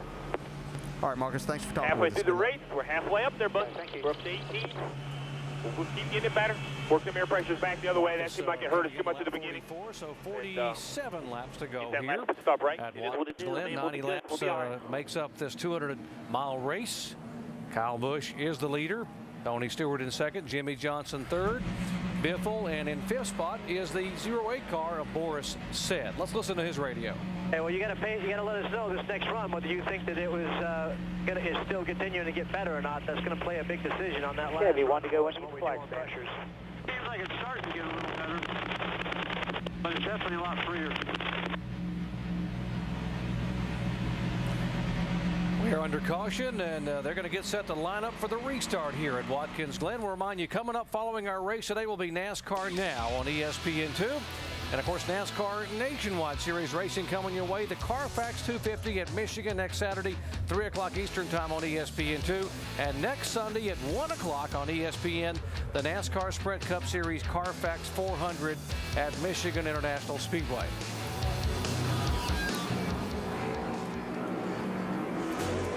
So they're going to line them up, and we're going to take a quick break and come back with the restart here halfway home at Watkins Glen. The Pontiac Summer Closeout is here. Hurry to get the Pontiac you want before they're gone. Now get $3,500 cash back on a 2009 G6. Plus, with the government rebate program, Cash for Clunkers, if your trade-in qualifies, you can get an additional $3,500 to $4,500 cash back on G6. Plus, get the best coverage in America. So dump that clunker, trade in and trade up. Now during the Pontiac Summer Closeout. Welcome to the Now Network. Right now, 5 co-workers are working from the road using a MiFi, a mobile hotspot that provides up to 5 shared Wi-Fi connections. 2 are downloading the revised final presentation. 1 just got an email. It's being revised again. The co-pilot is on MapQuest, and Tom is streaming meeting psych-up music from meltedmetal.com. That's happening now with the new MiFi from Sprint, the mobile hotspot that fits in your pocket. Sprint, the Now Network. The new McDonald's Bacon and Cheese Angus Third Pounder. Before taking it on, one must study it first. Rushing in unprepared may prove overwhelming with all that juicy 100% Angus beef. There, you've found a point of entry. The bacon beckons like a springboard to paradise. One small bite for man, etc., etc. Angus Axiom number 11. Bring on the bacon. The astonishing new Angus Third Pounders. All Angus, all McDonald's.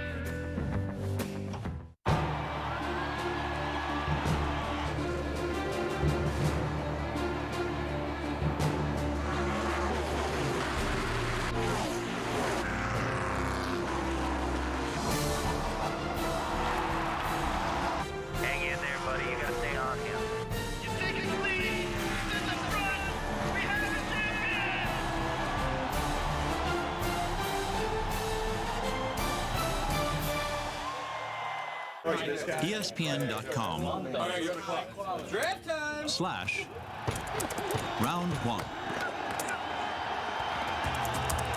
Round 5. Oh yeah, all day long. That's right. Round 15. Let's go. Mason Crosby. ESPN Fantasy Football. Play for free at ESPN.com. Follow your sports. Now, Sprint brings you an inside look at today's NASCAR Sprint Cup Series race on the Now Network. Our current top 3 in points, you see Tony Stewart. He's our points leader, actually running second in the race, and Jimmy Johnson is second in the points, and then Jeff Gordon coming in now 260 behind officially. Okay, and the top speed now, fastest speed, 176 miles an hour. That was the Kyle Busch clocking right at the end of the backstretch prior to going into the bus stop. That's hauling heat. For more NASCAR stats, in-car audio, and live race radio, check out NASCAR Sprint Cup Mobile at sprint.com/speed. Let's listen into the radio of our current points leader, Tony Stewart. I think this is going to buy us enough caution laps here that we can make it what we need to do for a window to the end. Kind of comical, all riding around there silent. We're all trying to do what we can for the environment. Able to have some fun there. Double file restart. Tony Stewart on the outside. Kyle Busch, the leader, former teammates. Ready. And Jimmy Johnson third, Biffle fourth, Morris said fifth. And by the way, Carl Edwards has started green flag, 33rd all the way up in 12th position. So cousin Carl is coming. So is Juan Pablo Montoya. Still inside. Yeah, he's in there, but I'm looking at said Max Pappas both up in the top 10. And they are nose to tail there coming out of turn 1. Talking about got a clear hole there. 8 and 13 cars. How about Stewart still on the outside of Kyle Busch?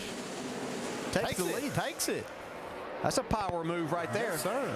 We've always said that's where Tony Stewart's the best, up through the S's. Kyle Busch is the one that showed everybody that move on Saturday. He's fighting back. He's going to try to make a move here. Tony's protecting the inside. Not going to be much room for Kyle right there this time, Mike. Tony has not led a lap today. He'll have to get back to the start-finish line for it to be official. Now double file in the bus stop. There comes Marcos Ambrose back in the pack trying to make a move. Jeff Gordon has moved back into the top 20 after that hard lick he took up there in the bus stop on that one caution with David Strimmy. Yeah, Marcos Ambrose has those 4 tires back there. He's going to try to make as many spots as he can while he has that fresh rubber. These double file restarts really working to the advantage of some of the cars that get caught in the back, and our faster cars can try to make a move. Marcos Ambrose car right in front of the back of Scott Speed in traffic. Clear. Side Still by looking side, inside. Truex and Clint Inside. Bowyer in turn 1. Yeah, that's close racing. Right behind him also, Montoya. Clear. Clear. Montoya trying to make the move on the outside on Casey Mears in turn 2, and he does it. Low contact. And Casey trying to hold off now Carl Edwards. As you look back at Carl, he will fall in line behind Mears. See right behind him, Boris said he's trying clear, to all block Max Pappas, who's having a great run. Yeah, every time we see Max Pappas in this 13, he's up behind somebody holding him up. So he's got a fast car today. Vince? That Boris said car has been fast off the truck this weekend. Guys. They've two in not your made mirror. many changes at all. Same cars they had at Sonoma, and it was good there, but they bounced off a few things, so they didn't have a good result. They've been really good today. The one thing Boris has said hasn't really been about the car. He just says, it's hot in here. I'm really thirsty. When we pit, can I have 2 bottles of ice cold water? Just simple request. Clear. Great racing here. We told you that there were Look at 7 the so-called outside. road course ringers in the field today, and a lot of discussion Outside. with Roger that maybe someone could pull off the huge upset. Still out there. Well, the previous caution flag came out because of a hard impact between the 43 and 88, and Dale Earnhardt Jr. head on into the wall. Let's visit with him. Shannon. Still outside. Well, it's good to see Dale Earnhardt Jr. released from the infield care Clear, center. Better clear. yet, a smile on your face. We heard you say brakes. What happened to the car out there? Going into 3, I mashed the brake, and it worked for a split second. Then it went to the floor like it blew a hose brake line or something. So I tried to miss the 43 and couldn't do a good job at that. But wasn't much I could do. I couldn't slow my car down. And you know, the Honda device and all the gravel trap slowed the car down a little bit, and the tire barrier worked great. And hopefully, you know, the car's not too bad, but just real bad luck. We had some real bad luck. Dale, we know that this is a heavy braking track. Did you guys have any brake problems during practices this weekend? Well, I didn't have any problems with the Amp Energy Chevrolet all weekend. The last couple laps I was fading, the brakes were fading, but so I let the 71 and 98 pass, and then they broke, so something was going on with them. All right, good to see Dale Earnhardt Jr. released from the infield care center. Guys? Indeed, hard lick, and good to see that he is indeed okay. Up front, Tony Stewart, Kyle Busch, Jimmy Johnson, Greg Biffle, and Max Pappas, and there comes Carl Edwards looking again. By the way, Pappas has gotten by Boris Said for 5th position. I tell you, Martin Truex is an unheralded road racer. He's doing a heck of a job. Dave.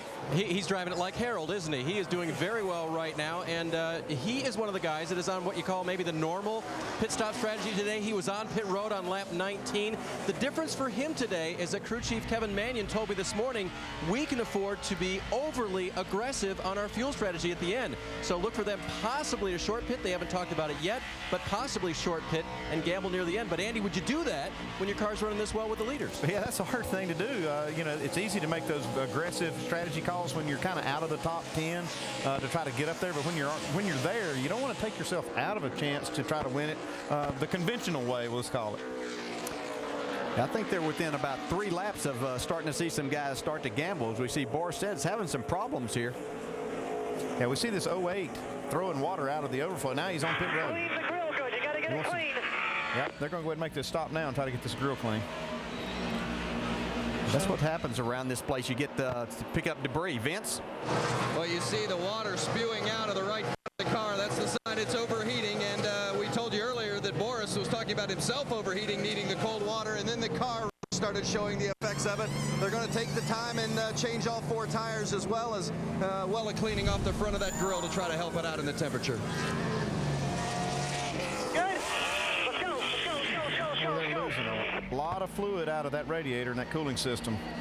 Be surprised if they don't have to come back in and put water in that car.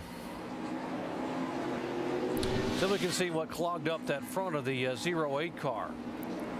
Sometimes you get off the course with the grass. He ran off just a little bit right there. And again, right here, this could have done it right there. That did clog that grill up. Well, it doesn't take much.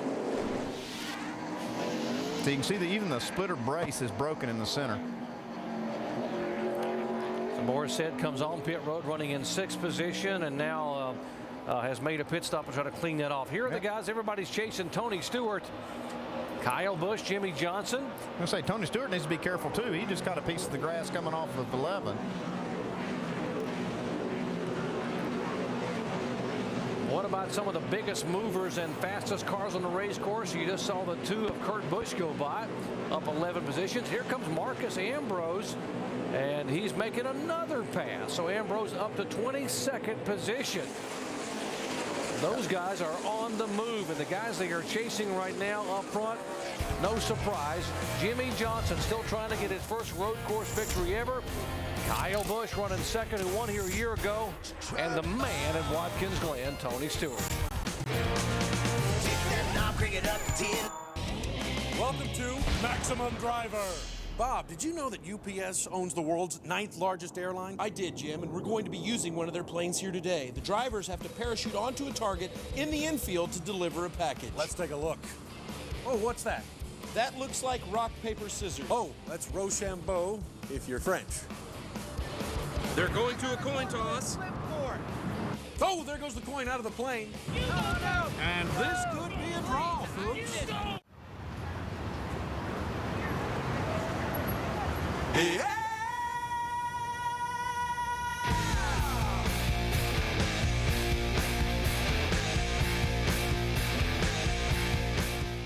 Working on Carl's signature move was not going well. Oh, dude. Then we were eating Subway sandwiches, and that was it. He's been doing it ever since. Nothing fuels Carl Edwards like a sweet onion chicken teriyaki. The flavor he wants, the fuel he needs. Subway. Eat fresh. What project are you working on today? This. We can help you with that. Thanks. I'm just starting out, so I'm kind of on a budget. We're good with budgets. You'll need one of these, at least. Pit crew. Okay. Crew chief. Cool. Read this. And you'll need an owner. I recommend this one. What about fans? What do you say we start with 300,000 and go from there? Whoa. Helping people do more than they ever thought possible. That's the power of the Home Depot.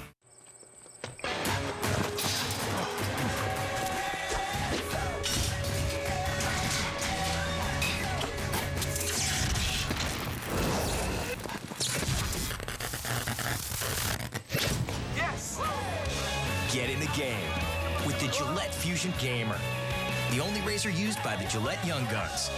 Did you know you can get Fusion blades for as low as $1 a week? Gillette, the best a man can get. You know, I just thought, for 200 it'd be bigger. That's pretty much it. Well, like how much for that one? Oh, a lot. Could we move it up, maybe? Oh, sure. Okay. How's that? Better. Yeah. 47, clear behind.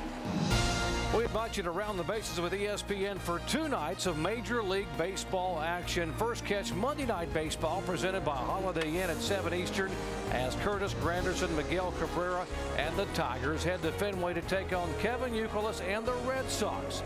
Then on Wednesday Night Baseball presented by Smirnoff Ice, Ryan Howard and the Phillies face Alfonso Soriano and the Cubs at 8 o'clock Eastern Time. ESPN News will be shown in both the Philadelphia and Chicago markets. There is Greg Biffle. What a great run that 16 car is having. We talk about the fact that he's never had a whole lot of luck on the road courses, but he has done a great job staying in the top 5 most of the afternoon in 4th position. Well, our leader is Tony Stewart, so why don't we let Radio Shack. Whoops, we got a crash on the racetrack. The 39 car of Ryan Newman going around. Contact with Patrick Carpentier. We said that's the action spot on this course. Clear after the 09, all clear. These guys have been racing hard and fighting for some territory. Still green on the racetrack. So we will stay green and we will try to get you up to speed here. We go back up front. Tony Stewart is our leader. We'll let Radio Shack get you up to speed with the top 10, starting with Jamie Little. Well, Doc, I talked to Darian Grubb, crew chief for Tony Stewart about fuel mileage, and he said, we're not good. Why? Because in order to get good fuel mileage, you have to cut back on power. Tony didn't want to sacrifice the power, so it's helped him to get to the front. Now he's telling his driver, short shift in order to save that fuel, and right now they think they're good. Dave? Well, Kyle Busch got passed by Tony Stewart on that restart, and listen to his radio about that kind of thing. These guys shoot off the turn. Jimmy Johnson spun off in turn 1. And Johnson gets it underway. Off around a pit this time. Off around a pit this We've got time. a lot of cars on pit road this lap also. Jimmy Johnson's pit, you see they're going to bring him in. Pit road very busy all of a sudden. Let's go down to Jamie, the 99 pit. Well, Carl Edwards told his crew chief, I'm a bit tight in the corners. He said, keep wheeling it. Air pressure adjustment, 4 tires and fuel for the 99. Dave? The 11 car is on pit road. Chassis adjustment for Denny Hamlin. The 1 car is on pit road. 17 of Matt Kenseth has been waved down pit road. Don't see him quite yet. This is the stop, guys. 07 Casey Mears on pit road as well. They're all getting tires and fuel for the last time. So the fuel went open up, Andy, just like you predicted and calculated, and everyone came in the first chance they had. And here's the 43 off of pit road. Pit. Take it to the garage. Take it to the garage. Just go to the garage, guys. Take it to the garage. It's going to be close. He may not get out of here, boys. This might bring out a caution. Whoop, here's moving. Now he stopped. Now, so this is a good break for these Watch the pit cars. entry light. Pit. Max Pappas in, and the 4th place car of Greg Biffle. There's Pappas. Pit. Right here. 4 tires. 4 tires. Right now, these There you go. Right around the starter rail. Right here. Good positions that have been on the pit road. Vince? There's Max Pappas finishing up his pit stop, and Greg Biffle is in as well. As you noted, a great run for Biffle today. 4 tires and a quarter round down in the right rear. Dave? Kyle Busch did a slide into his pit box, but he didn't go over the line, so the pit crew is still able to do the work on that 18 car. He's 42. A little bit tight. Jimmy Johnson is in as well. 4200, first gear, 4200. Still a little bit loose. Chassis adjustment for him, and now Kenseth makes his stop on pit road. 4 tires and fuel for Matt Kenseth. Lap 55, the lap of choice for all of these leaders, guys. 42. And Mark Martin coming into his pit box as well. He's down and away already. No, you get all you get. Keep on coming around. You got 31 coming in 1. You'll be clear. Just keep digging hard for me. The last one of those coming off pit road. Ryan Newman still sitting in the pits. Tony Stewart, here he comes in for what should be his final stop. Well, he was hung out to dry if that caution came out, but Breed Sorensen was able to get out of that gravel 4 tires.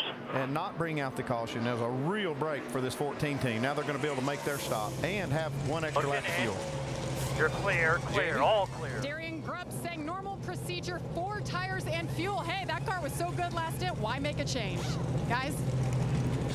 Tony in, and not far in front of him, Juan Pablo Montoya also in the pits there. So these guys able to work the strategy. Shannon. Guys, the cars come around for Juan Pablo Montoya. No changes, 4 tires and fuel for the 42 car. They're making their way through the field to the front. Could be 19. What a big break for Tony Stewart and Montoya that caution did not come out. Yeah, it was a big break, but did you see just how much slower these pit stops are on a road course than we typically see on an oval? I mean, up in the 17-second bracket.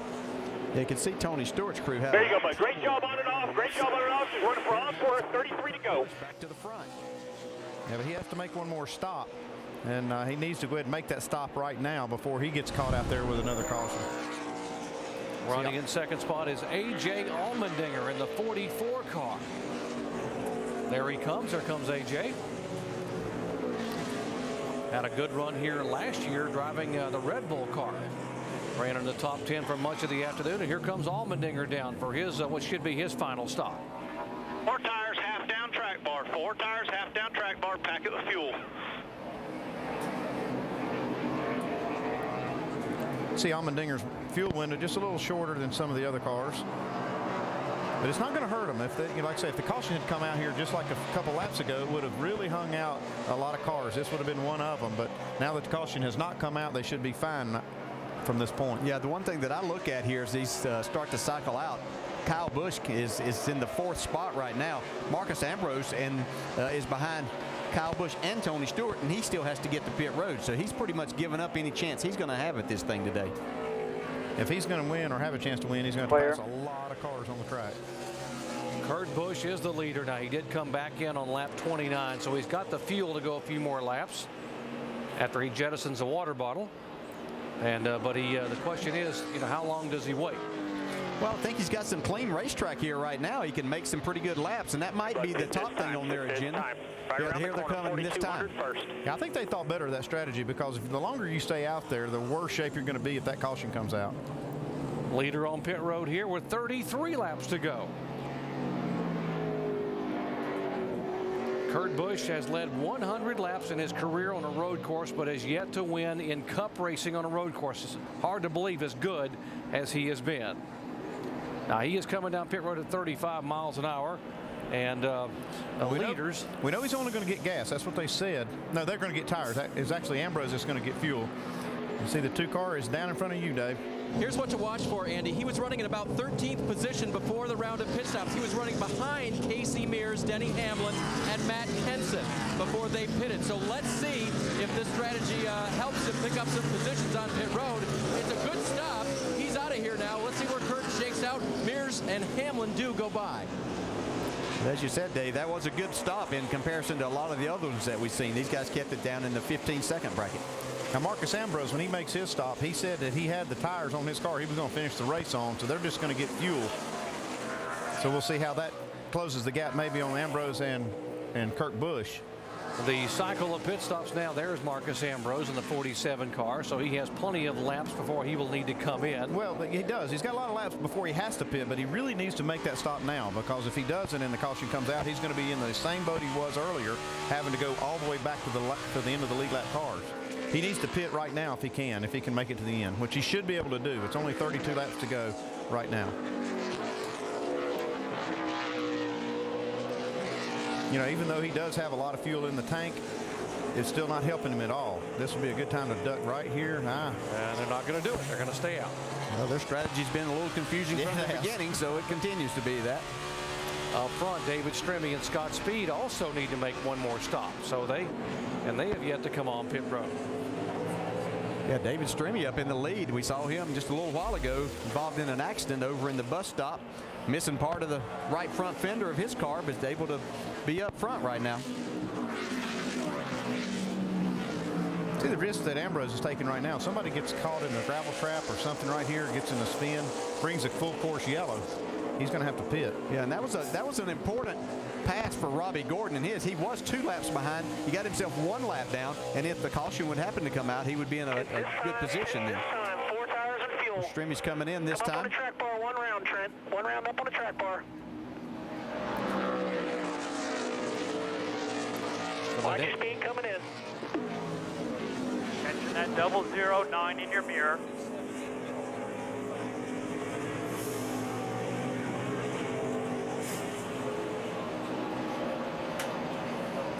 See, getting down to 35 miles an hour is really slow. They got one of the first boxes. Need a good stop here, Vince. That's right, the 12, and you see it on the right front of that car. They had some wheel well damage from earlier. Right there is a great look at it. So that's been an effective pit stops for them throughout the course of the day to make sure that gets cleaned up. They've done that, and a good clean stop for the 12 in a way, trying to salvage their day. Oh, even with a damaged race car, David Stremme having a good job, doing a good job on the racetrack. Here's the 82 car, Scott Speed, who did not qualify in Infineon when he wanted to run on the road course out there. Did qualify for his first trip to Watkins Glen in a stock car, and is being shown as the leader, but he will have to make a trip on the pit road here for the final stop.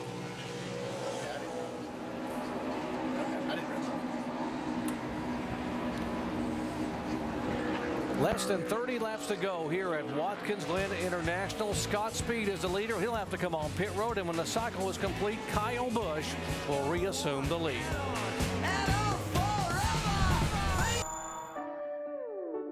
Brilliant little microbes that turn everyday crops into renewably sourced fabrics and plastics.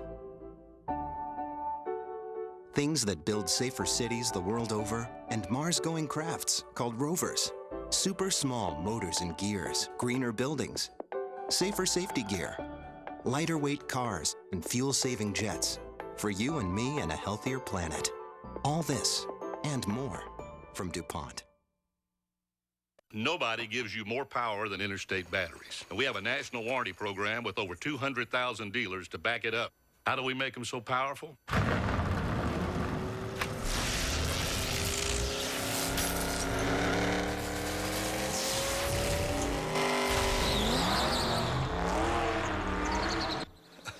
Now that's a secret. And here's another secret. We've got every battery for every need. Interstate batteries, outrageously dependable. From Connecticut, Savannah, Tennessee, Alaska, the last frontier. I drove 1,000 miles just to meet Jeff Gordon. 480-something miles. Drove about 2 days. I got a speeding ticket getting here. The new McDonald's Bacon and Cheese Angus Third Pounder. Before taking it on, one must study it first. Rushing in unprepared may prove overwhelming with all that juicy 100% Angus beef. There, you've found a point of entry. The bacon beckons like a springboard to paradise. One small bite for man, etc., etc. Angus Axiom number 11. Bring on the bacon. The astonishing new Angus Third Pounders. All Angus, all McDonald's. Huge crash here at Watkins Glen. Heavy contact. Jeff Gordon involved. Jeff Burton is there. Heavy hit by the 77 car. Sam Hornish, he is out of his car. Jeff Gordon is yet to come out now. He is climbing out of the car. I say we're done for the day. It's a very fast part of the racetrack. As you come out of turn 9, you're wide open. Anything happens, there is room to avoid it, but obviously these guys were in a position not to do that. And Sam Hornish's car taking a huge lick. All of these guys are out of their cars. That's a good thing. See, we saw Jeff Burton on the other side of the guardrail. So I'll show you what happened here a moment ago on lap 61. Here's Sam Hornish racing with Casey Kane as they come out of the corner. Oh, looks like Casey got loose and tried to correct it. Got into Sam, and goodness gracious, what Just as we saw the other day. Wow, huge lick by Jeff Gordon. It's good to see him get out of his car. And Sam Hornish. Both of those cars hit extremely hard on that second impact. Gordon head on into the Armco barrier. We saw this happen with Jason Leffler's car the other day, get thrown back, and Jeff Gordon wide open, nowhere to go. It's good to see those guys get out of the car. Joey Logano just missing the inside of the 77 car when he came by. Right along with Jeff Gordon here. Be ready, folks. This is hard. Ooh.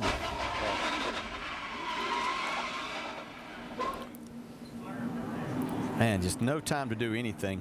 And there's no safer barrier there. That's just an Armco barrier, steel barrier. Fortunately, Jeff able to get the helmet off and walk away. Hard lick here. Yeah, tough day for Jeff. Here are the drivers now involved in the crash. Jeff Gordon, Sam Hornish, Jeff Burton, the three primary ones. Andy Lally got some damage. Casey Kane was slid off the track and initiated that when the car got loose. And Joey Logano got some sheet metal damage trying to get by the inside of Sam Hornish.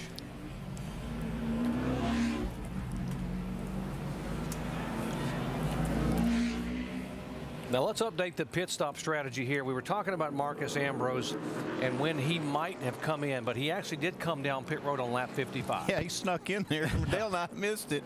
He came in under green, made his stop with 55 to go, which is exactly what he needed to do. And he only took on fuel. That's why he was in and out really quick.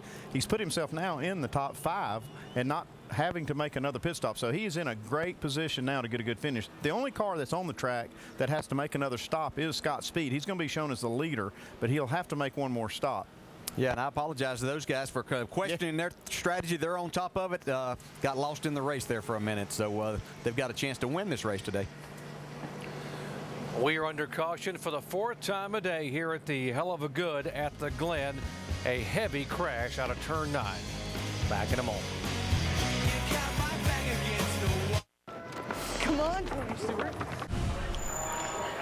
A massive cleanup project underway there on the back straightaway here again on lap 63. 6 cars involved in what was a grinding crash. Now watch Casey Kane's car get loose and come into the side of Sam Hornish. Yeah, as they exit turn 9 here, watch Casey's car back in, step out right there. He has to correct, gets into the right front of Sam Hornish, sends him into the tire barrier right here. And that launches him right back in front of Jeff Gordon. Huge impact. And then he gets hit by Sam Hornish gets hit by Jeff Burton again. That's just as violent a crash as you're going to see on a road course. Wow. Man. So the 31 car come around. Look at Logano. He bounces off the inside barrier. It knocked the fuel cell out of Sam Hornish's car, Andy. Yeah, he hit here with the front end. It just launches this car up in the air. Jeff Gordon is completely blindsided here, nowhere to go, and he hits Look hard. at that. Now watch this. Oh, my goodness. Yeah, you can see the fuel cell and the whole rear clip right here coming off of Sam Hornish's car. Wow. You know, we've said a lot of things about these cars, but we can't say enough about the safety aspect of them. You see a lot of those parts flying, even the rear clip, frame section. None of that hurts the driver. The driver's compartment is the strongest part of this vehicle, and losing these parts is really not a bad thing as far as the driver inside that car. You just don't want those things flying around hitting somebody else, but good to see that the driver's compartment stayed intact and everybody's okay. There were 6 cars involved. Those 3 were the most heavily damaged. Andy Lally still on the racetrack, Joey Logano, as is Casey Kane in the 9 car. Let's listen in. Dang it, I got loose. Come see now, Mark. I got loose and just shot him off track with the back of my car. That was my fault. Sorry about that, Sam. Yeah, I'm fine. I don't think he knew I was under him because I was up and then he came shooting back down on the left side of me. And then he kind of turned away and I just got loose. Spun into him sideways kind of. Yeah, that's what it looked like. It didn't look like anything intentional by no means, but it still caused a No, and there's whale of a nothing. wreck. Yeah, there's nothing Casey Kane can do. He has to correct his car, so just unfortunate. Well, we mentioned that Marcos Ambrose has pitted, is in 4th position, in position possibly to win this thing. Let's talk to his crew chief, Vince. Well, the 47 team's had a thirsty driver and a thirsty race car. The driver wants some water, and the race car's been chewing up drinking up the fuel. Frankie, you haven't had the fuel mileage you'd hoped maybe today, but do you have enough fuel now to get to the end of the race? We're still a lap or 2 short. With these cautions are going to help, but we were stuck in the window we had with the mileage we were getting. You know, we could have stopped with them other guys. You know, the 2 car had to stop later too. You know, so. It was either splash like he did. Now he's back in like 14th, and you know we're in 4th. So we had to stay out there and do what we had to do with the mileage we were getting. You're not, of course, using fuel now as it's under a red flag situation. But once we do get going, what's the conservation situation that you're going to be in with your driver? Well, every caution we're going to have to save as much as we can. Pretty much coast around 3/4 of the racetrack with the motor off, and. Just pray we got enough. I mean, they got a full, and catch a couple cautions or maybe one more, we'll be okay.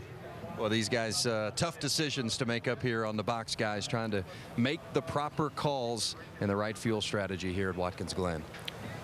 Thanks, Vince. We were talking about how hot and humid it is today. The rains yesterday, and a lot hotter than it's been. And you can see the drivers not only trying to drink water, trying to pour some water in that suit. DJ, you've been there. You know that it can be steamy in these cars. Yeah, you really hate red flag conditions after you've been out there for this long. You're sweating, it's hot, and this heat doesn't go out of the car.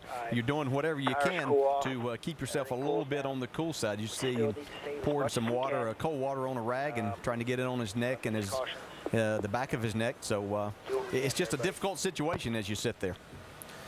You talk about road course racing and you don't think you can wreck big time like you can on an oval at Daytona or Talladega. Folks, guess again, because it can happen in a hurry. Coming out of turn 9, here's what happened again. The contact, Casey Kane into the side of Sam Hornish, into the tire barriers, across the Jeff Burton, head on into the wall. The back of Hornish's car sheared away. Jeff Burton involved, and 3 other cars getting minor damage. So fortunate that all 3 of these drivers able to walk away from what was a violent impact, bringing out the caution for the 4th time today here at Watkins Glen.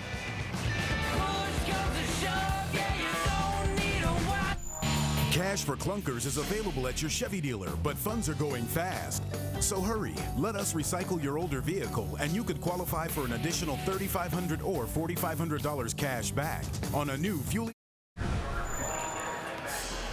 Still under a red flag here at Watkins Glen. They're trying to get the cleanup done. There's what's left of the back of the 77 car that was a Dodge, folks, for Sam Hornish after 4 different cars hit him coming out of turn 9 just a moment ago. One of the drivers involved, Jeff Burton, standing by with Jamie. Just too many crashes for this man right here, Jeff Burton, this year. Jeff, are you okay? Yeah, I'm okay. It's really disappointing. It was a hard hit. We had a good car, and then all of a sudden something happened to us with our brakes, and we started falling back. But I was really happy with our car, and we were running well. And if it's going to happen, it's going to happen in front of us this year. It's just been one of those years, and I'm too old for this. It hurts too much, but I think everybody's okay. That was a big hit for everybody. You just got to see the replay. What did you see from inside the car? You know what? Yesterday on Friday in nationwide practice, Leffler spun in front of me and hit the barriers, hit the tire, and came right back in front of me. And when I saw Sam go out, I knew he was coming back. There's nothing I could do. And I eyed him, and I knew where he was coming, and I tried to get slowed up. I knew he was coming back, but there's nothing I could do. So I wasn't real sure which one I hit or if I hit both of them. And but it was a bigger hit than I want to have again in a little while. I'm sure he's going to be sore, but I'm glad he's out, and he's smiling. It's a third DNF here in the last 5 races. Shannon? Me down here with Sam Hornish Jr., who was also released from the infield care center. Casey Kane did take blame for that, said he got loose and got into what happened. He basically said it the way it was. He got loose and had to correct. And I thought, got me sideways. And I thought, well, the tires are probably going to hurt a little bit. I didn't think I was going to get hit by 2 more cars. So obviously, I haven't seen it, but it was a pretty big hit. But the cars are pretty safe. We've always run the carbon seats since we got over here with the beaded inserts, and we do everything we can to try to make them as safe as they can. So a couple bumps and bruises, but all in all, pretty good. So I'm happy about that, and looking forward to getting out there and hopefully having a better week next week. Thanks, Sam. Good to see Sam Hornish out of the infield care center. Guys. Thank you, guys. And we talked about, you heard Jeff Burton saying he saw it coming. He knew that the 77 was going to come across, but he couldn't get slowed down. DJ, I mean, how fast are you going coming out of 9? Yeah, you're still running upwards of 140 miles an hour coming out of that corner. You're in 3rd gear, and that might be a little bit on the low side coming out of there. But this extremely fast, and trying to knowing something's going to happen and stopping your car and missing it. It's 2 different things. You can't just, these cars are so heavy, it makes it a lot more difficult to slow them down. Jeff Burton also referred to what happened on Saturday with Jason Leffler, and watch this impact. Yeah, he just got loose in the same section, and you can see right here, wham, and here comes Jeff Burton. Just like he said, he saw that wreck. Lucky he had enough room to miss him and not wreck himself. And here comes Hornish. Got forced off the racetrack, and then, wow, the same kind of wreck. And then Jeff Gordon and Burton. And destroyed Sam's car. That's just an incredible hit. And, yeah, Sam doing a great thing, putting a positive spin on it. He's glad he's all right, but looking forward and hoping he can have a better weekend next weekend. Well, we've been sitting here waiting to get this race restarted. We still have 27 laps to go, and it is Scott Speed up front. He'll have to pit, though. It'll be Kyle Busch, Tony Stewart, and Marcos Ambrose when 1st, 2nd, and 3rd whenever Speed does pit. And so here's Marcos Ambrose, and let's take a look at the pit time comparison. Yeah, you see right there where Ambrose just took fuel when he snuck in the pits without Dale and I seeing him. He only was there 5 seconds, but made up a lot of track time. You can see over 10 seconds on the track he made up on Kyle Busch. Hey, Marcus, Dale Jarrett, you have a copy? Yeah, g'day, Dale. Hey, man, looks pretty hot in there. Yeah, normally I get halfway through the race with a drink bottle that we have in the car, and then we'll start switching out on the pit stops. But because that was a short last pit stop there, we didn't have time to get a drink bottle in. So, I've been working pretty hard. The car's been tough to drive, and I got a bit hot, but I feel a lot better now. I've got the air conditioning on the helmet, and I've had plenty of drinks, so I'm good to go. Okay, we'll quit talking about that because I know that only makes it worse. Let's talk about something good. You're up in 4th. You've got a chance to win this race. Yeah, we do. We're still trying to save a bit of fuel. I can see the 14 and the 18. They're running about the same speed as I can. Right now, it's just a matter of just saving 2 or 3 laps here on fuel and then having a shootout at the end. Just depends what happens with cautions, but we haven't had the smoothest race on strategy, so I'm pretty pleased we're actually up this far. Well, you had me all confused with it. I couldn't even keep up with what you were doing. You're obviously a lot smarter than I was giving y'all credit for. So, but let's talk about tires. You've got your tires have a few more laps on them, but that's not the main thing. You feel like you ran through any debris there? Well, maybe. There was just a mess over there on the short chute. I don't think I ran over any, but you can't really tell when you're so close behind cars. This car actually comes to life as the fuel burns off. So I'm predicting we're going to get a little better balance here towards the end, even with the older tyres. This brake now anyway will help cool the tyres down. All right, thanks for talking with us. Stay cool, buddy. Here's the fuel window now for the cars up front. You see Marcos Ambrose over there, and there you heard Frankie Kerr a minute ago say we may be about a lap or two short. Hard to believe, guys, that the Busch Beans car could possibly run out of gas. Yeah, he could, but they're counting on some more caution laps, and I don't think this will be the last caution the way they've been racing. So we'll see how it all plays out. No, because patience kind of gets wearing thin here as we get down in the latter stages of this race, so I don't think we've seen our last contact. We still have 27 laps to go, and it should be fun to watch. It always is, and we'll have coming up next NASCAR Now following us on ESPN2. And, of course, next Saturday, NASCAR Nationwide Series, the Carfax 250 from Michigan, 3 o'clock Eastern Time on ESPN2.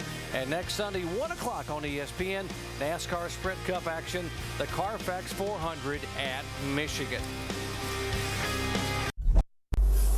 You're watching NASCAR Hot Pass, brought to you by Pennzoil Platinum Full Synthetic.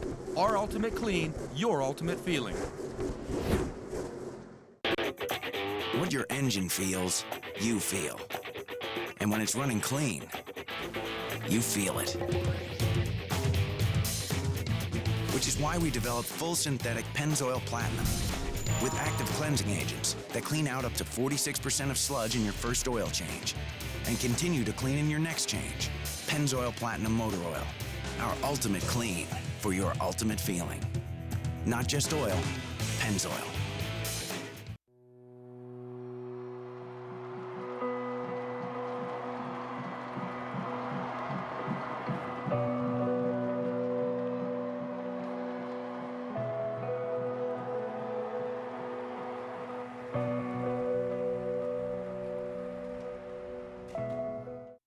ESPN Fantasy Football is built by fans just like you, with everything you need to play your way.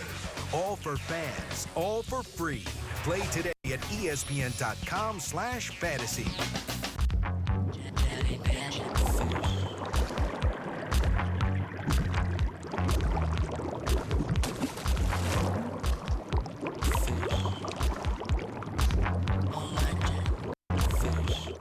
Buying a used car? Just say, "Show me the Carfax." A Carfax vehicle history report can help you choose a great used car. It's free at thousands of reputable dealers. Just say, "Show me the Carfax," and watch the Show Me the Carfax race weekend straight from Michigan International Speedway. The Craftsman cordless C3 line. 25 tools, 1 battery. Bring on the to-do list. Innovation, better value. Craftsman, trust in your hands. I don't know how you got on this lot, blind man, but you're not leaving without a car. There you go. Some guys have the goods. I think I made a sale. Andy wants to pay in cash, neatly packed in this canvas bag. That's a bank bag. Some guys don't. The goods. Live hard, sell hard. Rated on Friday. NASCAR Sprint Cup Series at Watkins Glen International is brought to you by Radio Shack. Come to the Shack. Find the right products at the right price. Radio Shack. And Carfax. Watkins Glen International, we are under a red flag here at the 4th caution flag today involving heavy contact down in between turns 9 and 10. Now the big discussion is fuel strategy, whether some guys can make it, some can't, and what's going to happen these final 27 laps. Let's go down and talk to the crew chief on the 18 car. Dave. For the first bite of truth, Doc, do you think, on fuel mileage? Well, we'll see what Steve Addington has to say. The M&M's car has had motor and had mileage so far. Do you have enough to get to the end? Yes. Both? We're in good shape. We're in good shape. We've done all the adjusting we can do on it. He's not coming back to see us, so be up to him and see if he can beat him. You know, I'd love to get this M&M's Toyota in victory lane today. He's had some handling issues. Does he have the fastest car to win, Steve? Well, I don't know. You get out front and you can run your line, so that makes a big difference. So we'll see how this restart goes here. If we get out front, it goes green, I think we got a good shot. Tommy's got a really good car. They can equal each other's lap times, so there's still some good cars that can come up through there. We don't know how this is going to play out, but I'll put my driver in it. I'll take him. Any day. Shannon? Yeah, Jeff Gordon out of the Infield Care Center. Spirits a little bit high right now, but I know that they took some extra precautions for the back issues that you've had. What were those precautions, and how are you feeling right now, Jeff? It's just, it's just not what I needed, You take 3 or 4 steps forward up to this point, and then you take a hit like that, and you take a couple steps backwards. So yeah, it was a heavy impact. I'm just glad Sam's all right.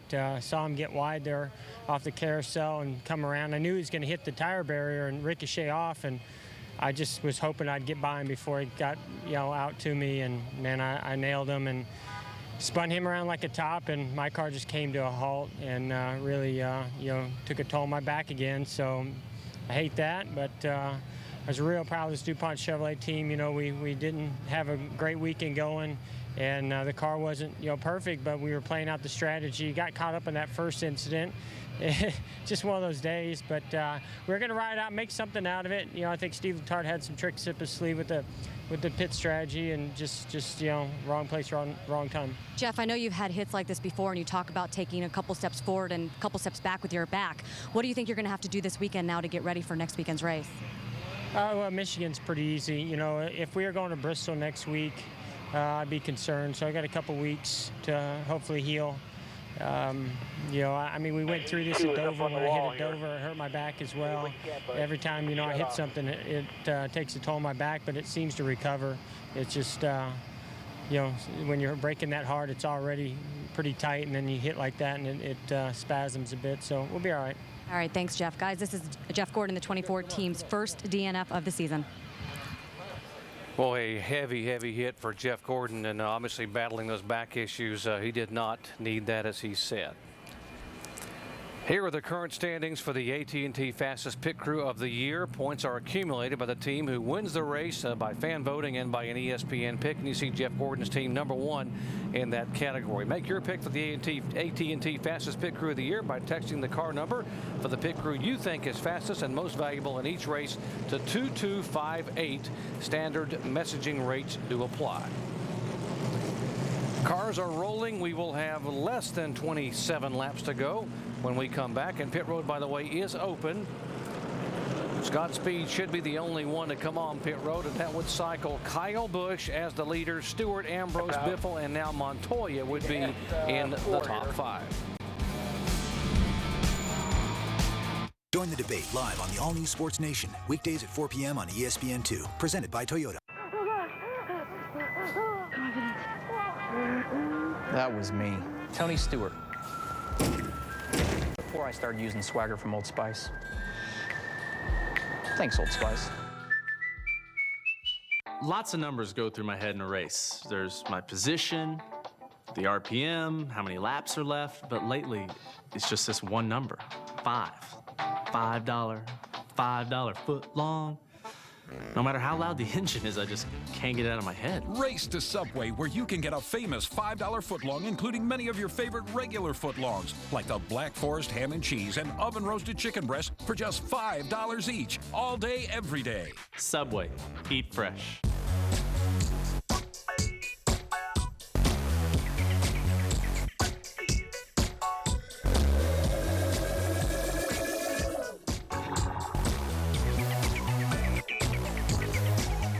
Welcome, everybody, to the Wakeboard Challenge. Here comes our first run. Coming in, heel side 540, nice. Let's see what Team Fulton can do. Check out this guy. Coming in heel side 540, very nice. Let's check that on the slow-mo. He's got great rotation. It's a rear hand rainbow trout grab. And it looks like he saved a little puppy. I think that's a Chihuahua, Tom. Ay caramba, Jimbo. That's incredible. Vault, all the quench with an extra kick for those who get it done. And then some.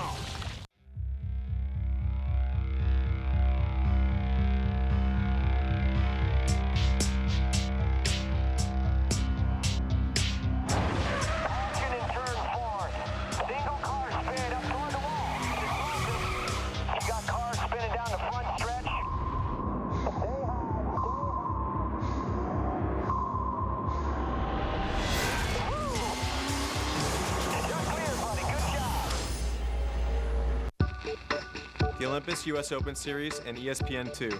It must be love.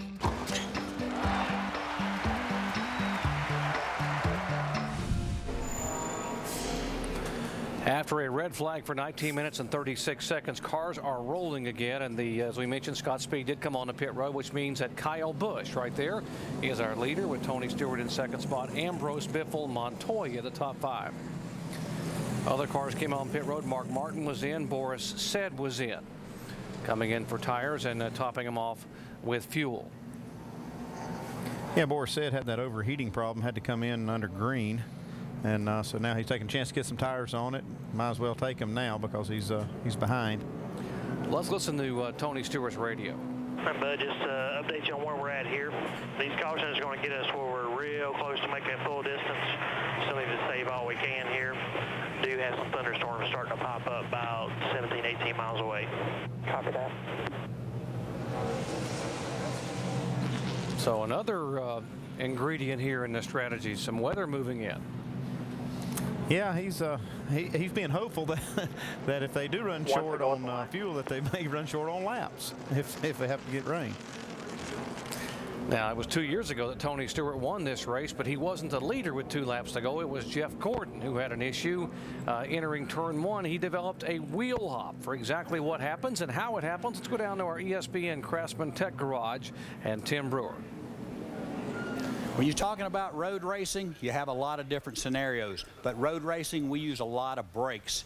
But when you get into a road race area to where we call wheel hop, what that is, when it occurs, the driver actually backs out of the throttle, deaccelerating the engine, so the drive shaft, the transmission, the rear end is all trying to slow the rear wheels down. But then the driver jumps on the brake pedal, really aggressive. So what that does, it literally tries to change the speed of the rear wheels. So then you've got the drivetrain actually fighting the driver in the car. That's when the wheel hop occurs, when the tire starts jumping off the pavement, getting down into the corner. You've already driven to the point of no return, so the only way you get out of this situation is get off the brake pedal, or my suggestion, push the clutch pedal in, really get on the brakes hard, and hope you don't run out of talent before you get to the wall. Yeah, that's a great explanation. And here's the thing, this can happen to even the best road course racers. And it actually did here to this guy, Boris Said. I'll show you what happened to him in practice on Saturday. He's just trying to test the limits of the car, and he finds out where the limit is on that wheel hop getting into turn 10.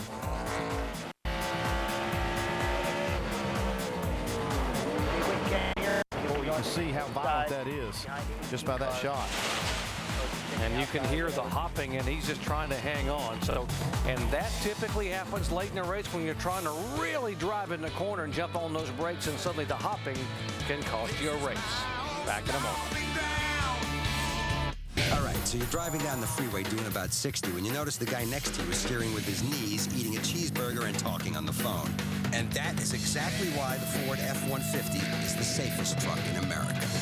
It's got a high-strength steel safety cage, side impact airbags, safety canopy, 5-star crash rating, and roll stability control.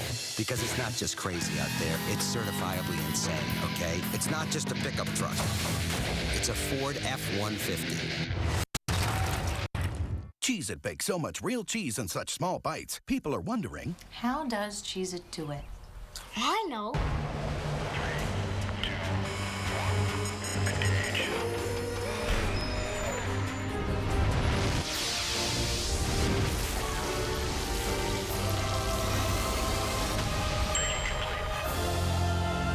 Cheez-It. Really? Yep. lots and lots of cheese baked into little bits. Cheez-It, big cheese. In the cutthroat world of pre-owned auto sales, there are the pros. I have a $44 haircut. And then there's these guys. I think I made a sale. Andy wants to pay in cash, neatly packed in this canvas bag. Well, that's a bank bag. This Friday, if they want to steal this car lot, The lot's mine. they'll have to go through him. What if I sell every car off the slot? That is rich! Alligators! Who brought alligators? The goods. Live hard, sell hard. Rated R. Friday. 8. That's how many credit cards the average person has in their wallet. It's so easy to get into trouble with debt. Call Consolidated Credit. They'll get the credit card companies to reduce or eliminate your interest. They're the freedom people. Call toll free 1-800-215-3116. Consolidated Credit. When credit card debt is the problem, they're the solution. The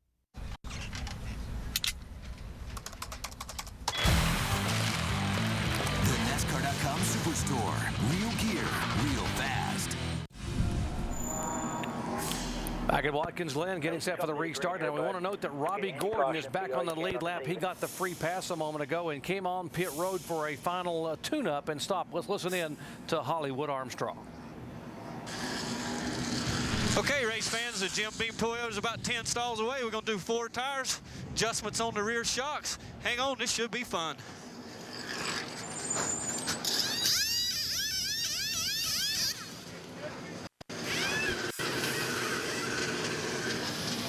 A little bit of weather coming, bud. We got now, we're going to the other side. 10 minutes. Just want to give a little bit of shout out. We're sure not either.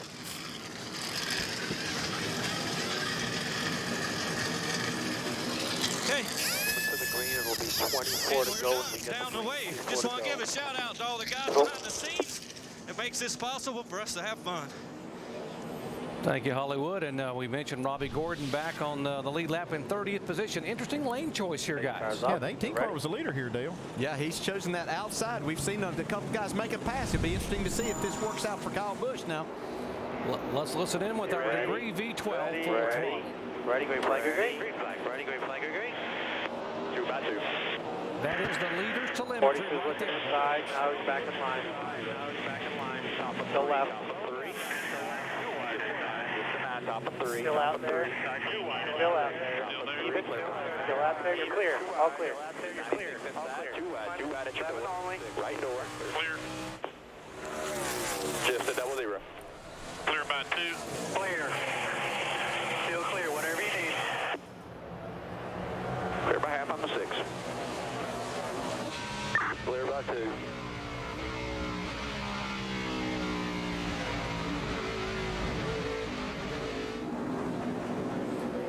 Well, the lane choice there might have cost Kyle Busch a lead, but it is Tony Stewart who has the lead now. Kyle Busch in second, Ambrose third, Biffle, Montoya, Pappas, and Carl Evers just made a pass to get a couple of spots all the way up in the 7th position. I don't know about that choice. I mean, it's easy to second guess, and Kyle knew what he had and what he felt like with his car. But, you know, as the leader, you dictate the start of this race, and I think that inside would have been the proper place because you can get out in front of those guys. That guy, second guy, can't beat you back to the start-finish line. And the other thing is when you have the inside, you can force the guy on the outside out of the preferred groove. I mean, you don't have to let him have that lane, and you can push him completely out of that lane, and that's kind of what Tony did. Yeah, but it is a driver's choice, and he felt like that was the spot for him to be. As we look out the back of his car here, he's trying to keep Marcos Ambrose behind him.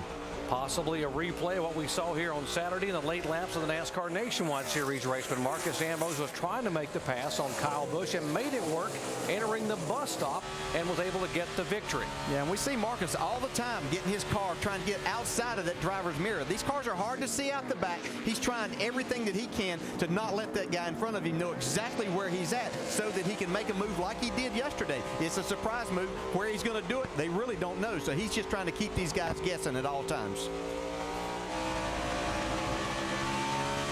Gotta believe Kyle Busch is not going to give him that inside move entering the inner loop, but also Marcos very good coming in turn 9. And now Marcos may be under attack a little bit. Look at Biffle up in turn 10. Yeah, what a great run for Greg Biffle here today. He's doing exactly what he's needed. He's kept himself in the hunt all day. He's trying to go to the outside of Marcos. That's not exactly the spot to be. See if he can make that crossover move and get to the inside of him as they approach turn 1. Half back looking. Looking right, still all clear. Just got a bumper in there. He's going to have to bumper on your right. Marcos Ambrose, which is a difficult proposition. Clear, all clear. Bumper back there, clear, clear, clear. He's going to be able to complete the pass. Clear by 1. Now Montoya is attacking Greg Biffle from behind. Yeah, when you have to slow down then to get yourself back in line, that allows the next guy to close up on you. But Greg's able to pull away a little bit through the S's, so Montoya probably won't be able to get the run that he needs right here. Really good run again by Greg Biffle and his team doing what they need. You see Clint Boyer back there, another car that needs a good run here today. These guys, one trying to stay in the top 12, the other trying to get himself closer to that cutoff point for the chase. Right now, Biffle would gain 3 positions up to 9th if he could hang there in the top 5. Jimmy Johnson in front of the 2 car. John Johnson was the pole sitter, remember, and the 2 car was on the outside front row. Let's don't forget about the history that we have with the 48 and the 2. That's right. Yeah, we talked about it at the start. They weren't clear, all clear. But I think that push comes to shove right now. See a change here. Yeah, Kyle Busch has been passed by 2 cars, Marcos Ambrose and Greg Biffle. Back. Good job, buddy. Think now. So Kyle sliding off the track and having some trouble there, giving up a couple of positions. And has Ambrose trying to take that spot away too, Dave? It's the same problem he's had all day. The thing won't turn. That's what he reported to his crew. Just really having trouble with a tight race car that won't turn the way he likes it to. That was Montoya trying to make that pass on Kyle Busch. He wasn't able to do that. Let's show you what happened in turn 10 when Kyle had his struggles, and you're looking for Marcos Ambrose camera. Watch the pass here. You can see just Kyle Busch gets in there too hard, and that's that pressure that driver behind you puts on you, makes you do things like that. If you take your eyes off that racetrack for one split second, you can find yourself in the wrong spot and miss your braking point. So he lost the lead on the restart. He had the outside lane, and now he was pressing and obviously tried to really drive it in turn 10 and lost a couple more positions. Tony Stewart, a 4-time winner here. All 4 of his wins coming in the last 7 starts at this racetrack, is our leader. Marcos Ambrose is second, and Greg Biffle, Kyle Busch, and Juan Pablo Montoya in the top 5. This place has been a home for Tony Stewart. He loves coming to Watkins Glen. He has not finished worse than second the last 5 years he has come here, and 4 times he has stood right here and shouted as a winner.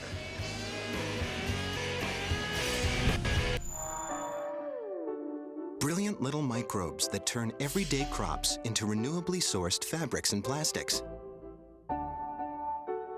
Things that build safer cities the world over, and Mars-going crafts called rovers. Super small motors and gears, greener buildings, safer safety gear, lighter weight cars, and fuel-saving jets. For you and me and a healthier planet. All this and more from DuPont. This is a very complicated bill from the phone company. It's like a puzzle that's not fun to play. Bills don't have to be this complicated. That's why I have Time Warner Cable. Their bills are simple. Who can understand something like this? You'd have to be like some sort of genius. Hey, Martin, what is a subscriber line charge? You're me. Martin doesn't know. Martin did my taxes. Simple bills. The phone company doesn't have them. Time Warner Cable does. Time Warner Cable, the power of you. Everything okay, Carl? I'm winning, right? Yeah, but the other drivers think Aflac sponsorship's giving you an advantage. Well, if you're sick and you can't work, Aflac pays cash fast to help keep you in the race. I know, but they see it a little differently.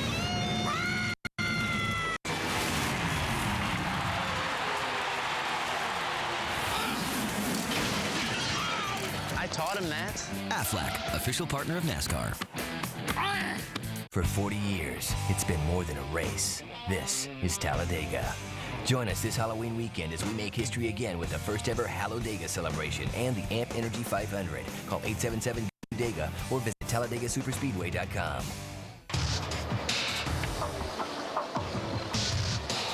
It's one last race to make the chase at the Chevy Rock and Roll 400 Saturday night, September 12th. For tickets, call 866-455-RACE or visit RIR.com. Caution number 5 here at the Hell of a Good at the Glen NASCAR Sprint Cup race. Debris on the racetrack is the reason for the caution flag, and we'll show you where that debris came from. That's a tire carcass off of, I believe it's Elliott Sadler's car. Yeah, you can watch Elliott trying to pass Casey Mears down into turn 1, gets in a little hot, doesn't want to get into Casey and spins out right here. That's not the end of this. There's actually 2 wrecks going on at the same time right behind this group. The 55 car and the 6 of David Reagan were fighting for position. Getting in the corner right here, you see David Reagan driving under Carpentier. They make contact, and there's Elliott Sadler sitting over there. And hello. Then the 19 car able to get away, but as he's trying to drive away with an injured car, debris, you see that part of that tire carcass Andy's talking about coming off, and that's what brought the caution flag out for the 5th time by NASCAR. You were quicker than the 14. These are caution laps that quite a few of the leaders needed to make it to the finish. Marcos Ambrose and Tony Stewart are the top 2, and they need a little bit more to make it to the end. Okay, where's Tony Stewart choose this time now? I'm sure he's going to choose the inside. He saw how it worked last time. And he can control the start this time. Yeah, and he's still got his hands full in trying to keep Marcos Ambrose back there. And Greg Biffle's had a very good race car. You see Biffle back there. The best run that Greg Biffle has had on a road course, certainly his best run here at Watkins Glen. Let's get up to speed with Radio Shack here under caution, starting with Jamie Little and our leader, Tony Stewart. Well, Doc, just before the caution, Darian Grubb was telling us he was going to be about 2 laps short. I just asked him, is this going to help you guys? He said, it'll help, but it's not enough to make it to the end. Good job, bud. Vince?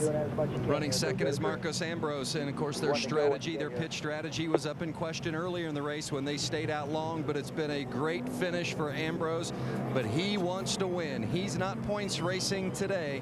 He's all about the victory, and he's real close to getting it as we reach closer to the checkered flag. Now, behind Ambrose, Greg Biffle. Interesting, Biffle's average finish at Watkins Glen is 29th over the years. That's his worst of all tracks. So to be in the top 5 here today is huge for their chances to make the chase. They came into today right there on that bubble spot at number 12. Dave? And Kyle Busch is in the 13th position, just 101 points behind Biffle, trying to make up some ground today. If he finished where he is, they would. The last 4 races, he's averaged a 25th place finish. And except for his car, which won't turn the way he likes it, he's been pretty good today. Shannon? Dave, there's so many different strategies right now, both on pit road and big picture. And I'm talking about the chase. He's about Juan 5 Pablo back on Montoya, your the outside 42 here. team, and his crew chief, Brian Patty, have been sticking to their guns. They are in chase 71. mode. They want to be in the clear top the dog. 12. Brian Patty told me before the race that their goal here today is a top 9 finish. The car is good for Juan Pablo, and they are good on fuel to go to the end. Jamie? And behind him, Carl Edwards, what a run today. Started 33rd, and he finds himself in 6th right now. It is the best he has been all day. Now, the team told me the same thing that we heard from the 14 of Tony Stewart. They were about 2 laps short before the caution. This will help, but his crew chief, Bob Osborne, told him long gears. In essence, that means short shift. Vince? What a great day it's been for the 13 of Max Pappas. A top 10 finish was their goal today. Crew chief Peter Suspinzo on the radio just a moment ago gave Max his props for a job well done. Ow. You got to hang tough here, bud. That's it. You're racing against the best out there in the world, so you're going to be one of them, so you got to do it. And, you know, we're going to go, and you're going to go to win this race. We ain't going to worry about few miles. You're just going to run your ass off and win the race, all right? 10-4, Peter. I'm ready to go. I feel good now. Nothing short of victory. That's the goal at this point now for the 13 of Max Pappas. Dave? The one car and the one team of Martin Truex Jr. very happy with their day. Started 23rd, stayed on strategy, and stayed on the track. That was one of their goals for today, and they've certainly done that. Looking for another top 10 for them and actually pushing toward possibly their best finish of the year. Vince? Well, and I'll tell you what, guys, you got to give a tip to the hat to that guy right there in the Cheerios car, the 33 of Clint Boyer. They started 38th today, and they needed a huge day because they came into this 15th in points. This was a day they needed to maintain, not beat themselves, execute all day long, and keep themselves in position for the chase. Well, they've done that and more today. A credit to crew chief Shane Wilson, and of course the man in the seat with the wheel in his hand, Clint Boyer. Dave? Rounding out the top 10, Denny Hamlin in that 11 car. Remember, got that speeding penalty earlier on pit road, has worked his way back up. Just having a little trouble through the S's behind other cars. That's a high-speed part. That will hurt him, but on fuel, they are to the good. Doc? Thanks, guys. That's a top 10. And back in 11th and 12th, side by side, will be our pole sitter, Jimmy Johnson. And beside him, Kurt Busch, who started on the outside front row. So 18 laps to go. Double foul restart. Stewart and Ambrose, your crew chief, are you believing in this about the fuel mileage with these two guys up front? Well, I believe what they're saying right now, but there's still going to be more cautions. I still would say you're going to have to race them on the track. I wouldn't count on anybody running out of fuel at this point. Yeah, and Tony leading this race, he can't be concerned. I mean, right now he's been concerned while they've been under caution, but when he gets started right here, he has to go wide open if he has any chance of winning this race. He can't let Marcus get in front of him. See, Tony's chosen that inside line to restart here. The pace cars off. Just remember, do He not feels like that's his beat best him chance from the line. to stay out front. We'll see if Ambrose has anything for him on the outside. Front row, Tony Stewart on the inside. Cars off. Go on. Remember, Greg Biffle has only gotten one top 10 finish in his career at this racetrack. Having his best run ever, he's going to be very aggressive on the inside in that third position. Clear, clear, clear, clear. Green flag, 18 laps to go. they come. Look at outside.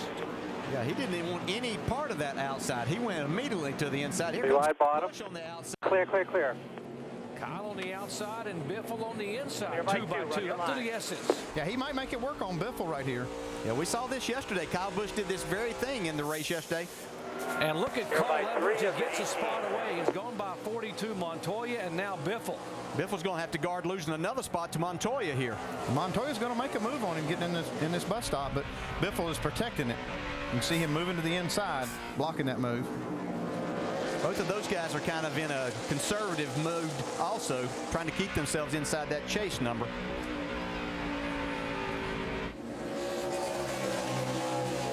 Team was talking about the big picture with Greg Biffle getting in that chase, and right now if he were to finish where he is, Biffle would move up 2 places in the points, the 10th spot, with just 4 races remaining before the chase begins. Watch Kyle Busch right here. He still has his sights set on trying to get his car back to the front. He wants to be right there in case Marcos Ambrose is able to get beside of Tony Stewart somewhere and see if he can advance his position at least 1 more.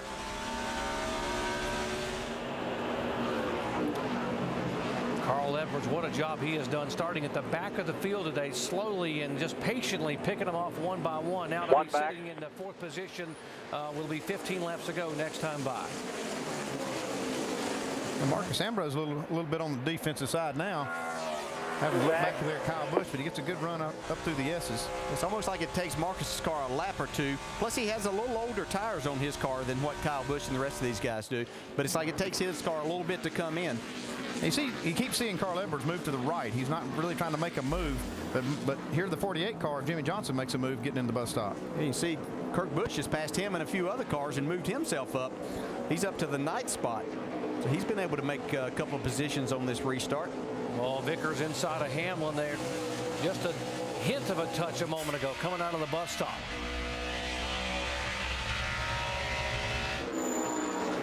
It's like Boris said, he's got some smoke. I think his car is finally going to blow up here, and they've lost a lot of water throughout the day. Yeah, they overheated the car out there earlier and finally taking its toll.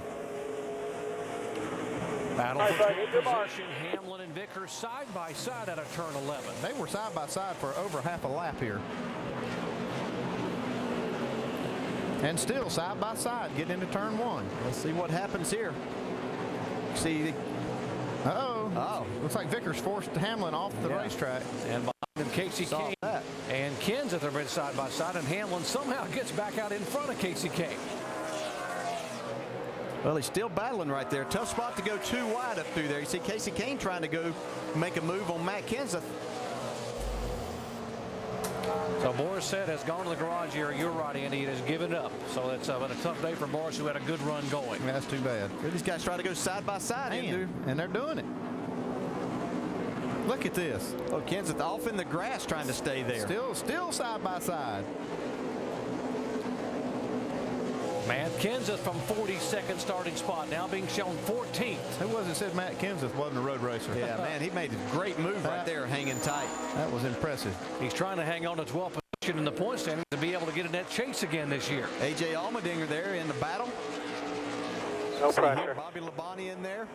And the leaders are all in line. That's why we're showing you all this action here back in the pack. There's Tony Stewart, Marcos Ambrose, Kyle Busch, Carl Edwards, and Greg Biffle.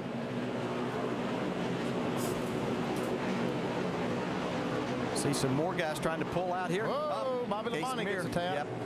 I think Bobby was already a little loose getting into that corner. Logano's going to go by, so he's recovered from his spin earlier. I think Robbie Gordon, guys, is picking them off 1 by 1. He's been on and off pit road a couple times once he got back on the lead lap. There he comes in that 7 car. Yeah, we saw Hollywood Armstrong adjusting on those rear shocks. He must have turned them the right way. I don't know if it's the way Robbie said, but he got him going. So. He's up to 20th position.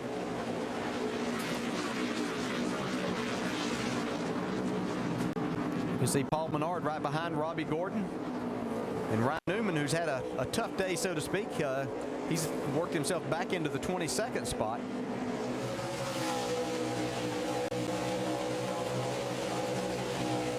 Up front, Tony Stewart trying to get win number 5 at Watkins Glen. 14 laps to go. Max Pappas under attack by a very aggressive Kurt Busch, and that is for 7th spot. Dave. And Doc, he's not exactly happy with his car right now. One thing that was on his mind, his voltage meter was reading 11, which finish is a little bit low. He switched batteries, and he only got it to the other battery, and he only got it to 11.5. So that was on his mind. Plus, he hit a curve hard or something, and he tweaked the front end, as he said it. So it may not be turning exactly the way it has been before. But I'm telling you, like you were saying, he is driving it. He is wheeling this thing, but he's got a handful of Kurt Busch right here. Yeah, he's going to have to be on the brakes hard. He's going to lose that spot here. And Kurt Busch will get by him on the backstretch, heading into the inner loop and take that spot away. That 2 car is a fast car. He's off in the grass, though. See if he can hold him back there. Hey, he just took a shortcut. Yeah. Wow. Yeah, that is a legal spot that you can go through if you're able to hold it, not spin out. You can hang on to it in the grass. They let you have that. The 99 car of Carl Edwards all over the back. Watch him moving inside and outside behind Kyle Busch for position. Yeah, it's like as they run, get a few laps on the tires, Kyle's car starts getting no up. Pressure, In the 12 to go at the line. line, 12. Like he was talking about where he's had a difficult time in making his car turn. Starting to see a few shaded places on the racetrack, and that could change the way this track, you know, affects different cars. It could help Kyle Busch. You take it, buddy. Kyle Busch right now just on the outside of the top 12 in points, looking in 13th position. He has only had one top 10 finish in the last 9 races, that being a 7th up at Loudon, New Hampshire. Well, the thing with Kyle Busch here, he wants to be able to go and be aggressive right here, but he's got himself right now. Carl Edwards trying to make a move to the inside. Kyle keeps him back there, but he's got himself within about 55 points of that cutoff spot. We got another battle going on here with Martin Truex and Jimmy Johnson. That's for 10th position. Truex really showing what a good road racer he is. This is a really good track for Martin Truex. He's done a great job up here. Finished in the top 5 last year. Yeah, another driver just in front of them, Clint Boyer, that was needing a good solid day, and he's been able to produce that with his team. This is the point of the race as a driver, that you've got yourself in a good spot. You're just hoping kind of things settle out here. The guys that were needing a good day, just we kind of continue on here, and if you can make spots good. We've seen Carl Edwards duck out almost every straightaway. And I don't know if he's trying to keep his car cool or whether he's just trying to get out of the mirror of the car in front of him. I think he's guarding that inside spot more. He just wants anybody behind him to know that if you've got any ideas about this, you're going to have to go to the other side to try to make your pass. He's been pretty consistent with that move. I mean, even when he's not in a position to make a pass, he pulls over to the right pretty far. You can see right there. Yeah, and it's just, and again, these things are hard to see out of, so he might be trying to get a little better view of exactly where that car is, even using the side mirrors and things. And Kyle Busch runs off the racetrack. And this time Edwards will have a shot underneath him. See Kyle trying to hang on, but just can't. Now he's going to have to worry about Greg Biffle trying to take that next spot away. And that's going to be up in turn 10. Kyle will have the inside line in turn 10 as they turn left.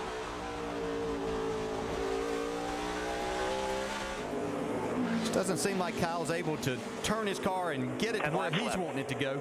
No pressure, 10 to go at the line. And the more he tries to force the issue and he gets that pressure on him, then you see him make the mistakes. The best spot of the day for Carl Edwards, all the way to 3rd position. Carl started back in 33rd spot. We've seen Tony Stewart be consistently faster than Ambrose. I just wonder if they think that Tony's going to run out of fuel and they're just staying where they want to. We haven't had a chance to talk much about Mark Martin today, the winningest driver this year. And although he is a 3-time winner here, it has been a bit of a struggle all weekend for Mark. And right now, if he were to finish where he is, he would lose another spot in the point standings and move back to 11th position. Well, it has been a long weekend. They just haven't gotten the car Mark's liking. They really just haven't had speed. And Mark says the harder he tries to go, the slower that he goes. And there are the point standings. We might mention in Mark's defense, you know, he hasn't been here in 2 years, and so he hasn't been on a road course but once at Infineon early in the year with this new car. And you see how close it is for that 12th spot. Kyle Busch now just 58 points back. It was over 100 when the day back the began. throttle just a little quicker than you in one.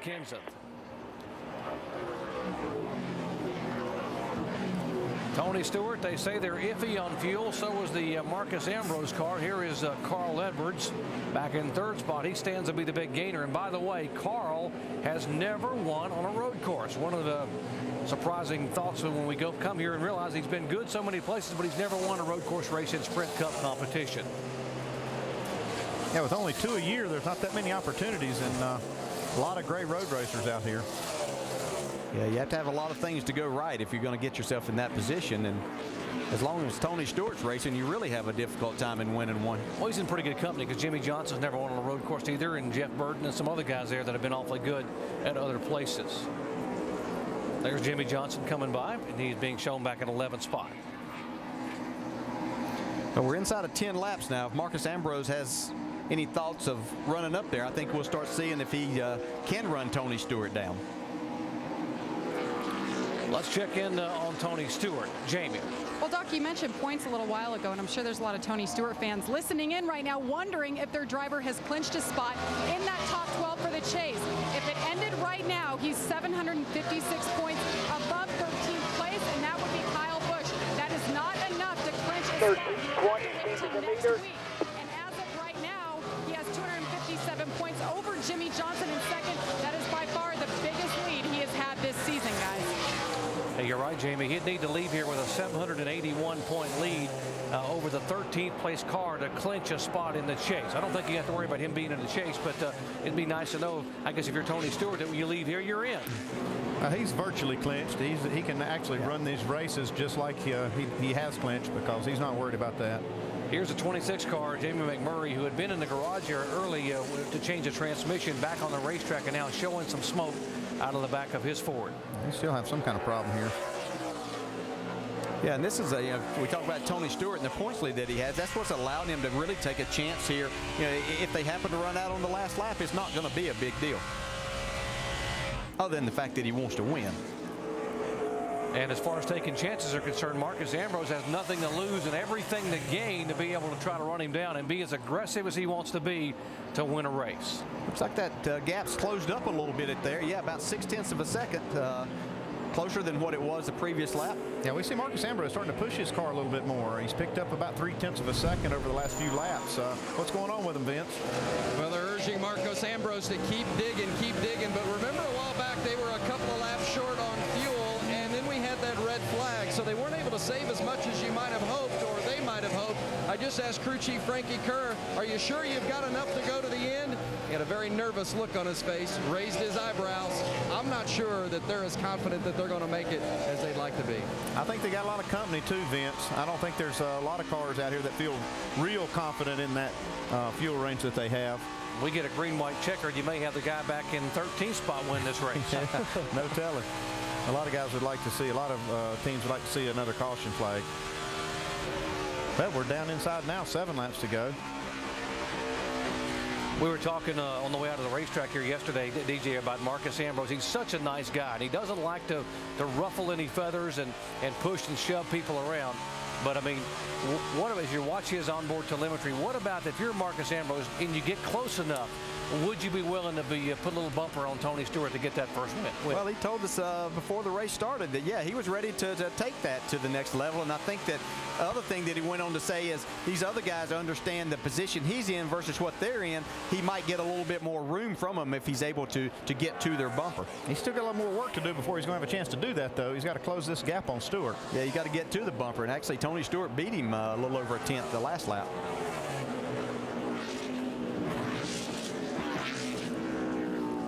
The center loop is where Ambrose has been so good in his career here. Closes a little bit there, able to be pretty polished through there. Well, he told us that his car seems to get better, maybe doesn't fall off as much as the fuel burns off. So he's going to have a lot of the fuel burn off. They're not going to have much left here shortly. He's going to hope he doesn't burn it all off. He's closing the ground just a little bit. See, there's about a 3-second gap back to the third-place car of Carl Edwards, then Kyle Busch, Biffle, Montoya in 6th, I have to say Biffle has been the surprise of this race for me because he's a great race car driver, but this is a really good race he's put together so far. That's what, bud. It's just like they did everything right today. They stayed on their strategy. Biffle kept on track, didn't press the issue anywhere to get himself in a bad spot. So a really good day for him. I think Montoya's done kind of the same thing. As much as he would like to go up there and try to win this race, he's doing exactly what he needs to do. Yeah, he's been very focused on this. There's Dale Jr. just coming out of the pits. But he's been very focused on their big goal, and that's to make this chase. Remind you that following our coverage here over on ESPN2, we will have live NASCAR Now. So updating all that's happened here at Watkins Glen and looking forward to what's going to happen next week at Michigan. See, Ambrose really good through that part. He actually gains a little on Tony, but I think as they get around turn 9, Tony is able to put a little more distance back on. Here we see Jimmy Johnson and Denny Hamlin battling. These guys are just outside the top 10, 11th and 12th. I bet Stewart's saying, boy, if it wasn't for Ambrose back there, I could save a little bit of fuel. But he looks in that mirror every time, sees that 47. These are 2 guys early in the race here that we thought were going to be battling maybe just like this, but it would be for maybe first and second. And clear. Hasn't panned out for either one of them, as we see Denny Hamlin trying to take that spot away now. Trying to stay in and not lean on the champ, and he's able to make the pass there in turn 10. Yeah, that was a smart move by Jimmy Johnson because that's a risky place on the track to try to contest that spot. See, right behind them is Brian Vickers, who came in the last time and got tires. He's worked his way back to the 13th spot. Tony Stewart trying to get his 3rd win of 2009. It would be his 5th win here at Watkins Glen, which will make him the all-time winningest NASCAR driver at this historic racetrack. And but the questions are, how much fuel do they have? And you take a look at Edwards and Ambrose, pretty darn close. Tony looks like he has a little more than those other 2. He has 1 lap more fuel than Ambrose. If we look at their last pit stop, Tony Stewart made his on lap 56, and Ambrose made his on 55, so that's the difference there. And actually, Carl Edwards made his on 54. So if we want to look at cars in that running order that probably have the least amount of fuel or the most laps on this tank of fuel, it would be Carl Edwards. It's going to be a matter of who did the best job under the cautions that they had of saving the fuel and you know, whose carburetor's a little better right here. And here's the bad news. Free to go with the line. Free. Like this, if you run out of fuel in the last lap, there's still 28 cars on the lead lap. Yeah, I mean, you don't make it back. You finish behind all of them. But all of these guys that are up front there are in a position to gamble pretty much. You know, all of them pretty solidly. Well, the 2 guys, Carl Edwards and Tony Stewart, solidly in the chase part. Marcos Ambrose doesn't have a chance really of finding himself in that top 12. So they're all 3 in a position to gamble some. Saving fuel, buddy. Saving fuel. Yeah, saving just a little. Save a little more. Well, that's a little tough to do at this point. Well, we have seen Carl Edwards drop back a little bit, and I think he's, because as you pointed out, he was the first one of those cars on pit road that he's having to do a little bit more, just try to salvage that 3rd place. Well, this is one of the teams that gambled on having more caution laps than we've had so far. And I'm actually surprised we haven't had more caution laps, and the red flag is what caused that. They didn't get to run any laps off while they were cleaning the track. Marcos Ambrose now gained 4/10 that time on Tony Stewart. 3 laps to go for Ambrose, and if he were to finish second, it would be a career best finish, but he's not thinking about career best right now. He's thinking about winning a race. He wants that W. 2 laps to go here. Whoop. Wow. I think Ambrose struggling just a little bit getting into turn 1. Yeah, it looked like he was just kind of chasing it pretty hard there, trying to gain some more spots. And he's just pushing, trying to make up some spots or some ground here on Stewart. If he could ever get, he feels like if he could get closer to Stewart, he could maybe either force in a mistake or just have a chance to surprise him like we saw on Saturday with Kyle Busch. Just can't get there though. Tony Stewart just so solid. We talked about how Tony Stewart's car didn't look that steamy in the final practices, or both practices all day on Saturday, but he didn't need to look good on Saturday. That's right. It wasn't time to show your cards. He's got them all on the table now, though. Pretty good hand so far. In the 26-year history of NASCAR racing at Watkins Glen, there has never been a last lap pass here for the victory. And if it's going to happen, time. He's hoping he doesn't run out either. Flag for Tony Stewart, and there's the interval back between Stewart and Ambrose. Well, it's all about the fuel now. There's not going to be a pass unless something happens as far as the fuel goes. Okay, it's gut check time right now.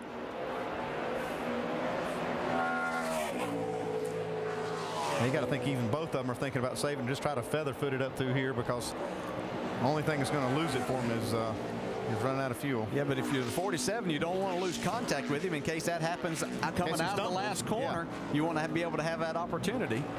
The top 6 cars are very, very close on fuel. Got to be wondering if they can make it another half a lap. Tony Stewart trying to make it and win the race. Marcos Ambrose trying to make it and finish second, or maybe hope Tony Stewart doesn't. Looks like they're going to make it. This is going to be the critical corner here. The one car, Martin Truex, we are told, slowing over in the back of the course. He may be out of fuel. Great run by Tony Stewart today, though. Showed why he's so good. Coming out of turn 11, it will be official. Tony Stewart wins at Watkins Glen. All right, Bob, second Marcos flag. Ambrose, best career finish in second spot, and Carl Edwards will come home from the back of the pack in third. Kyle Thanks, Busch, boys. What a great day. Folks at Dawson is just unbelievable. Not one mistake. But just real proud of you, boys. Thank you. With a great run up in the 8th spot today. Yeah, top 10 was a good day for Pappas, and they brought it home in there. Tony Stewart, what a... All right, boys. Way to get her done. Good job all weekend, guys. Good job. Talked about Superman at Watkins Glen. He's finished first or second in the last now 6 years in a row here at this racetrack. Yeah. Let's go down and visit with his crew chief, Shannon. Well done. Yeah, great job, boys. Thank you. There's a little bit of nerves up there. I know Tony's at one of the best at saving fuel. That's good for that point. I ain't talking about points. Pretty close. He probably didn't have enough. But if we didn't win, but at least we got a good bag. Tony's a Great job, boys. Proud of all of you. Record here for We'll get one soon. We're just glad we didn't mess it up and got that Old Spice off Depot Chevrolet into victory lane. Your third win, Darian. We talk about momentum and we talk about a rhythm to the chase. How close are you guys where you want to be if this chase were to start right now? I'm not gonna lie, we still got work to do. We're trying to get stronger every week, and this was a testament to what effort we put forth with road course races. We know how good Tony is here. So as an entire organization at Stewart-Haas, I can't thank them enough for everything that they did, and we're going to get stronger. Hopefully we can carry that momentum into the chase. Well, good luck to you guys. Tony Stewart gets another victory here at Watkins Glen. Doc? And he becomes the all-time winningest NASCAR driver here at Watkins Glen.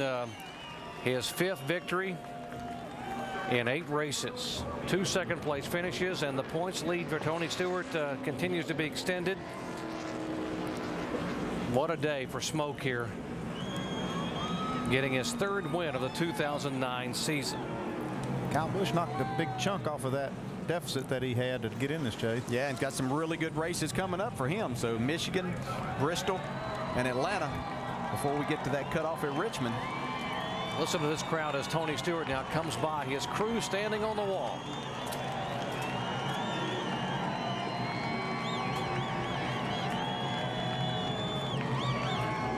These fans have been excited every time Tony came by in the lead today, or if he was making a pass right here. They appreciate the talent that's there. It seemed like this was a Tony Stewart day. Every time we saw him come by after he makes a move, we could see all the hands from the crowd coming up. It's amazing, after all the success he had driving for Joe Gibbs over the years, all those other wins coming as a driver for Joe Gibbs, getting his own team started, and now for the first time as a car owner / driver, Tony Stewart wins on a road course. I thought Grub said he didn't have enough fuel for a burnout. Yeah. That's a good one. It saved a lot of fuel. It wasn't even close. Now let's go down where Dave Burns is caught up with Kyle Busch. And Kyle finished fourth today. Kyle, what were you fighting in your race car today? Everything. Wouldn't turn, wouldn't leave, wouldn't stop, wouldn't accelerate, everything. Just, I'm tired.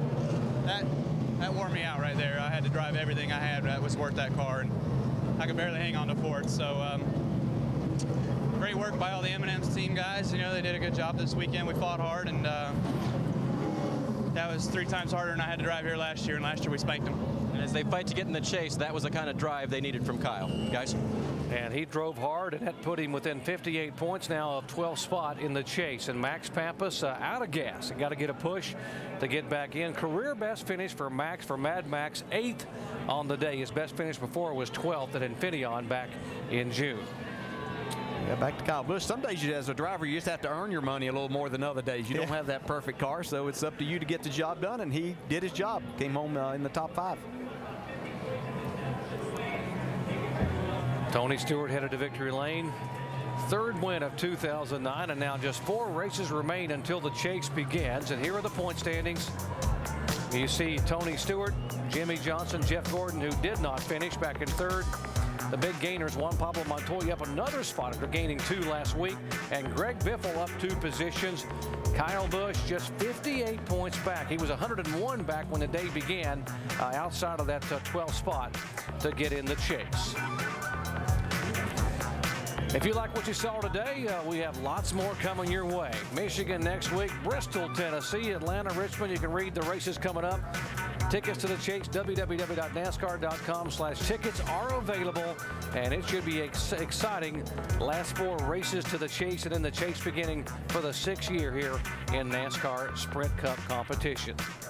Let's visit with our 2nd place finisher, Shannon. A great weekend for Marcos Ambrose. A win on Saturday, a 2nd place finish on Monday. How was the car today, Marcos? Yeah, it was just great. You know, we've had a trying weekend. Both cars were difficult when we got it out of the truck on Friday, but we worked hard at it. The Cup car was just a little aggressive to drive, and I had to work really hard to keep up with Smoke there, and I was closing in, but he just didn't make a mistake. What a fantastic driver he is. He's just unbelievable, and I just feel privileged to be racing against him and driving for my team. I'm just so proud of all my guys. They've just given me great stuff all year, and JTG Doherty's here to stay with the help of Michael Waltrip Racing, and it's just really exciting times for us. And Little Debbie's on the car. They've been off our car the last few races. They're back on board, and I got them a good result, so congratulations to them. And I can't wait to have a shower and lie down. I'm pretty whipped. Well, let me throw some numbers out at you real quickly before you lie down. 3rd last season in this race, 2nd this season. I guess we can expect to see you back next year and try to go for that #1 spot. I'll try. As long as the team will have me, I'll drive for them. All right, Marcos Ambrose, 2nd place finish. Doc? Career best finish for Marcos Ambrose. You can see he is absolutely exhausted. While Tony Stewart has made it into victory lane, a place he's very familiar with here at Watkins Glen. And it is time to go down for our 3 V12 victory lane. And Tony Stewart unbuckling, took a big swig of water. These guys earned it today. Tony Stewart started lucky number 13th, and he ended up victorious for the 5th time here at Watkins Glen. Tony, that first pit stop, you sounded like a crew chief over the radio, saying exactly what you wanted to do to this car. All those changes you guys made, including spring rubbers, how crucial was that to get to the lead? It was big. We weren't good enough at the beginning to win, but just needed to make some changes to get better. And you know, I was the one that asked to go the opposite direction there after happy hour. So Darian and the guys did an awesome job on the pit stop. I mean, it was a pretty in-depth change and stuff that took a little bit of time. And I think we only lost 6 spots in the pits, so to do those changes that they did, the picker did an awesome job, but that put the car back where it needed to be. Knowing this was a fuel strategy race, how close you guys were, how much were you looking in that rear view mirror knowing that was Marcos Ambrose? I was watching him. I mean, there were parts of the track we were stronger than he was, and there were parts of the track he was stronger than us, but I think we were stronger in the parts of the track that we needed to be to hold him off if he got any closer, but I never looked at the fuel. I never worried about it once we went back to green. Darian Grubb, your crew chief, said last night, this type of race today, on Monday, was going to play into your hands. What is it about this hot and slick kind of track that just suits you? I love it when it gets slick, but this is my house right here. We ran really, really well over the last 7-8 years here, so just thank our fans for sticking it out. I mean, I know it's a lot for a lot of those people to take off an extra day of work when they needed to be there today to come and watch this race, and we appreciate them doing that, but it's nice, too, to get Old Spice finally in victory lane this year. It's the first time that we've got all of our sponsors in. We got Office Depot and Burger King and now Old Spice now. So we've completed the trifecta now. So I'm pretty happy for that because Old Spice has been with us for a long time, and glad to finally get them in victory lane this year. Tony, your first 4 wins here came with Joe Gibbs. This is your first road course win as a team owner in the 14. What does that mean? The same as it did when we won the All-Star race in Pocono. It's a great feeling, but it's all due to these guys at SHR. You know, Bobby Hutchins and Darian Grubb, Tony Gibson, Ryan Newman, all these guys. in the Hendrick engine and chassis department. Rick sent me a message this week and said, hey, don't you think it's about time for another win? So this one's for you, Rick, buddy. All right, your points leader is 260 points ahead of second place, Jimmy Johnson. Doc? Tony Stewart put it best. This is my house, and indeed it is. Tony Stewart for the 5th time in victory lane in 8 years. His nickname is Smoke, and he is smoking those tires because he has given these fans something to watch and something to enjoy on a Monday afternoon at Watkins Glen.